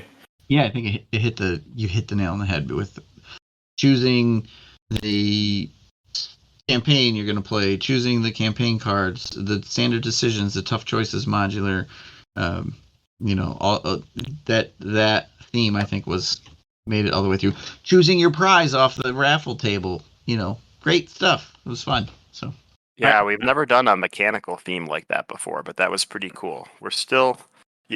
You would be shocked to know here 3 days after we're back from Minneapolis, we're already working on next year's stuff. So that might seem a little crazy, but that's the timeline things run on. Of course. It's pretty funny. Of course. I'm sure you're batting ideas around at the airport. Yeah, they're flying around in my head. It's crazy. People will look back at this later and try to read into the things we're saying today to see if they can guess stuff, and we'll find out if they can or not. Who knows? I'm curious how many times did you draw cards when you got asked? I drew cards most of the time.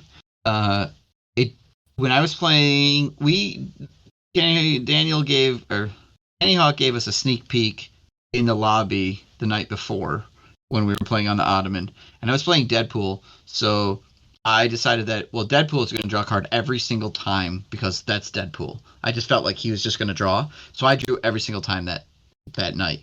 And then later on during the convention when I was playing other characters, most of the time, but we started to be like, I have one ally, I have one upgrade, I have one support, I'm at 2 health. If it's this decision, what happens to me? If it's that decision, what happens to me? So we start to kind of try to decide if you can handle the penalty. Is the penalty worth this one card? Because if it's this penalty, then I don't care. I don't have any allies out if it targets allies. Or my whole thing is I've got Honey Badger, loaded up, and if it's an ally choice, I'm going to be screwed. So I think people start to make the decision early on. I just noticed our groups were I draw. Everybody was drawing, and then they start to back off a little bit. Once one person draws, there's that peer pressure for everybody to want to draw, right? Right. But I saw some people like looking at their hands and like, is one more card, no matter what that one more card is, because it's going to have a resource on it, is that going to let me push this hand over? But nobody wanted to delay the decision too long. Nobody wanted like that analysis paralysis. So I think more often than not, people were just like drawing. And then there was a point I noticed in our campaign, because we played with these in the campaign too. There was definitely a point where Maka and Daniel were like, nope, I'm not touching this. Nope, I do not want another card. They started to get a little more reserved. And I'm like, give me another card. What could go wrong? Do you think there's a high correlation of people who like Symbiote Suit and people who draw cards? Draw cards? Yes, from personal experience of me. Star-Lord players, Deadpool players, card draw players. Yeah, yep. Like you're just like, whatever. Give me it. Yeah, well, that's good to hear, because some of the feedback we got when we previewed cards was people didn't think they would ever draw a card because you always get a bad thing and it wouldn't be worth it. And I told them, well, when you get to the con, try it out and see if you make the decision to make a card. And I'd be curious if those players ended up drawing things or if they still just said no all weekend. Because I think the players that draw things find it to be a little fun to take that risk in like a non-high stakes kind of way, right? Yeah. So. Well, and in the heat of the moment, it's like, get a card? Yeah, give me a card. Whatever, it's gonna do something to me. I don't care. I can take it. So, yeah. In my games, people drew the cards a lot of the times. So, I don't remember anybody never drawing. I don't remember saying no. Right? I don't remember that happening in my games. So. And my favorite thing that I didn't see a lot of people get to yet, but I think as they play it more, they'll get there, is once you've seen who's at the table has drawn a card, you can make a decision about what's best based on the players that drew a card, which I think a lot of people were getting to by the end of the weekend. But at first, people look at what's in front of them and they're like, I don't want to lose my ally. But then eventually they look and they say, okay, these two people drew. if I take an ally, that's going to kill Honey Badger, and that's really bad. So I've got to choose the other choice. So there's the choice of all the players to draw a card, and then the main resolver to like think of what's best for the table, or think like Deadpool, right? So, I mean, that's how I played it. So that's why I just cursed the people who chose to draw cards to make my choice even harder. Exactly. Like I mean, it's just like chain reaction, Candy. We definitely had that main player, the person who drew the card, after seeing all 4 people draw, look at the table and be like, having to make that choice. Am I going to destroy an ally? With some spoilers here. Am I going to have to? They weren't just looking at their own, right? They're like, oh, well, I can do this and it impacts the 4 of us the least. And occasionally there was I'm sorry, guys, but if I do the other choice, it's really like doubly bad for me. And it's not so bad for you guys. That did happen, but there was definitely like, well, I guess I'm doing this one because otherwise, I just screwed over 3 of you and that kind of thing. That came up. So good. I only heard of one player getting a player kill where a player chose to destroy an upgrade and someone only had an endurance out that was keeping them alive. Yep. Ironically, awesome. the hero they were playing was Nebula, so it was pretty thematic, like the one villain hero or one of the 2 villain heroes. Nice. That was good. Sniping a character on accident. I think But was it on accident? I think one of them dealt like indirect damage, so there was definitely like, well, if I choose this one, I've just killed so and so I guess I can't pick that one, even though I really don't want to put more threat out, or I really don't want to do whatever whatever the other option was. So yeah, those are good cards. I mean, they created choices and decisions and good gameplay moments. So Did you draw Pun from the past? yeah, oh yeah. I talked about this already, but I drew it during the Epic game, and it resolve Shadow of the Past or shuffle it in and draw 2 cards. And I didn't want Shadow of the Past, so I said shuffle it back in. And I'll draw 2 cards. And the rest of the table looks at me. They're like, "You're crazy." I'm like, why? Only 5 cards left in the encounter deck. and I drew it a second time, and I said, let's do it again. And I drew it a third time, and then they all said, no, stop. Wait a minute. This doesn't count. You're being an idiot. And they made me retrace my steps and do the search your collection thing instead. Did you tell them that it's a peril card, so they can't do that? They can't do that. Oh, it is the peril card. No, it doesn't matter. They were not having it. They were done with. They were like, you could just leave the table if I kept going. So now it's fun because you got to have that Shadow of the Past. It was neat the way it worked. So, but I don't think we realized it was a peril card. So. That's okay.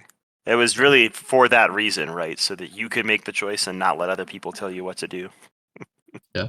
Well, that was during the Epic game too, and it was like you're gonna screw the whole table over, the whole Epic. Okay, fine. Well, let me back it up and think about it again. So, well, what other zingers do you got for us? Any other questions? Mike, do you have any questions?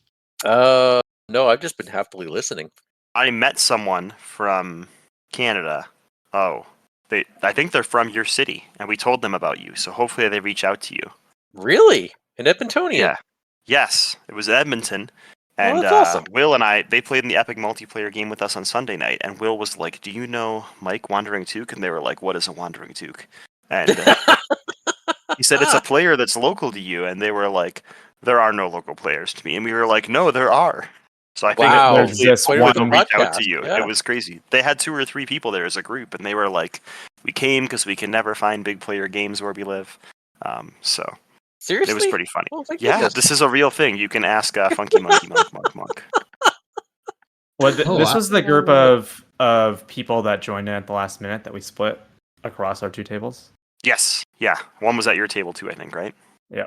The one at our table played Ghost Spider, and they defended for me every round. It was wonderful. Well, if for some reason you are that person listening to this show, reach out to Mike. Reach out to us. Mike needs gamers up there by definitely. him. Definitely. Yeah, the polar bears get, they don't make good decisions. So. No, they're horrible. They always draw the cards. Thanks to everybody that came out. We really appreciate it. I think it was an awesome event. I had a ton of fun. This is probably the most fun one for me of the 3, because I feel like we're finally in a groove now of kind of knowing how to do things while we're still stabbing in the dark a little bit. But I think next year is going to be even better based on the discussions Terrence and I have been having. So we'll see. Hopefully, in the near future, it'll get announced where and when, all that jazz that Terrence and I aren't in charge of, so we can't be pressured into telling you any information about that. That's fine. Nice. I want to extend my personal thank you to both of you.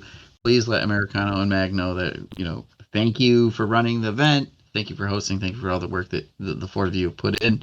And also, I'd like to say thank you to all of your significant others for letting you do this, for releasing you for the weekend, and for all the stuff going up to it, because I know you all have lives at home with, significant others and families and kids and jobs and works and all that sort of stuff. So thank you to you and thank you to them.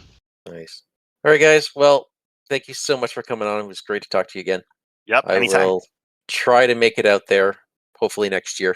Love to have you. Love to get a game in person so we don't have to invade Con of the Rings. I know, eh? Awesome. Okay, well, take care, fellas. All right, bye. Bye-bye.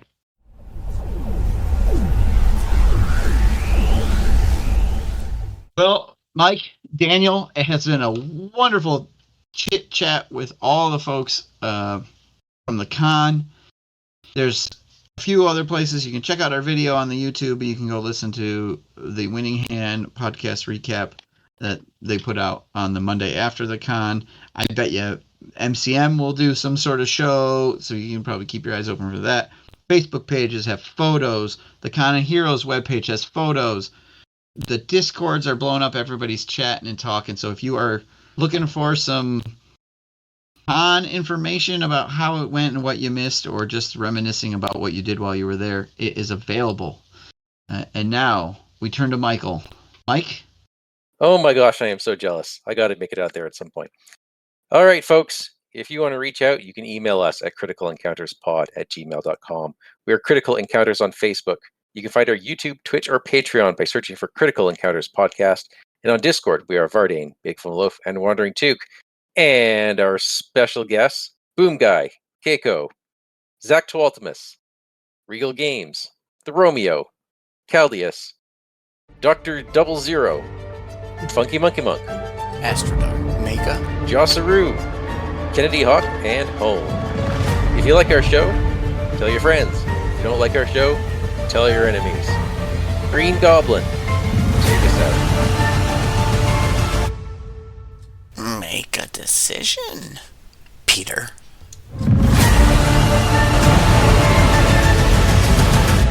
Cut off one head, and two more will take its place. Hydra?